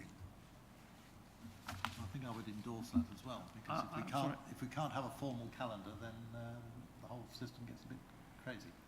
So on the Mid-Suffolk one, we have a joint meeting on the 24th of October, but with an original date. So is the suggestion that we're moving it from the 20th to the 24th? Yes. Okay. And all the way through, with the exception of the meeting which will look at budgets, because They don't become joint. clearly that can't be a joint meeting.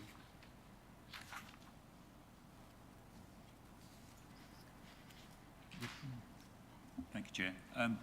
Just a couple of comments. I mean, as one of the members most affected by the date changes, being a Mid-Suffolk member, it sometimes makes it a clash with another council, because many of us are double hatters or triple hatters. So if officers could always take that into view as well, that would be very useful. And to be able to have the list of joint dates rather than continually get cancellation of Mid-Suffolk, it's now a joint one, would be really helpful in advance. So I do welcome the opportunity for us to actually fix dates more accurately, because it's not quite so easy for Mid-Suffolk members to change dates by 3 or 4 days sometimes, and it sometimes means that you're organising a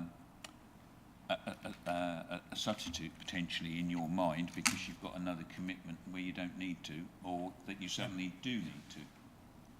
Yeah, we need to sit down and organise a finite calendar for the meetings through the year, and without all the necessary changes, etc., that have been going on. And I'm sure the officers will be working on that.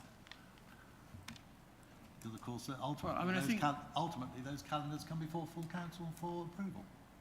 Yes, I mean, I think it's understandable that there may be changes from time to time, but I think we need to recognise that quite a number of councillors have other jobs, work jobs, full-time jobs, and we plan around those calendars, and it's not always easy to... That's why they need to be as fixed as possible, so that people can plan ahead. I also agree with Councillor Welland that fixed ONS should stay there and take precedence over Agreed. all this more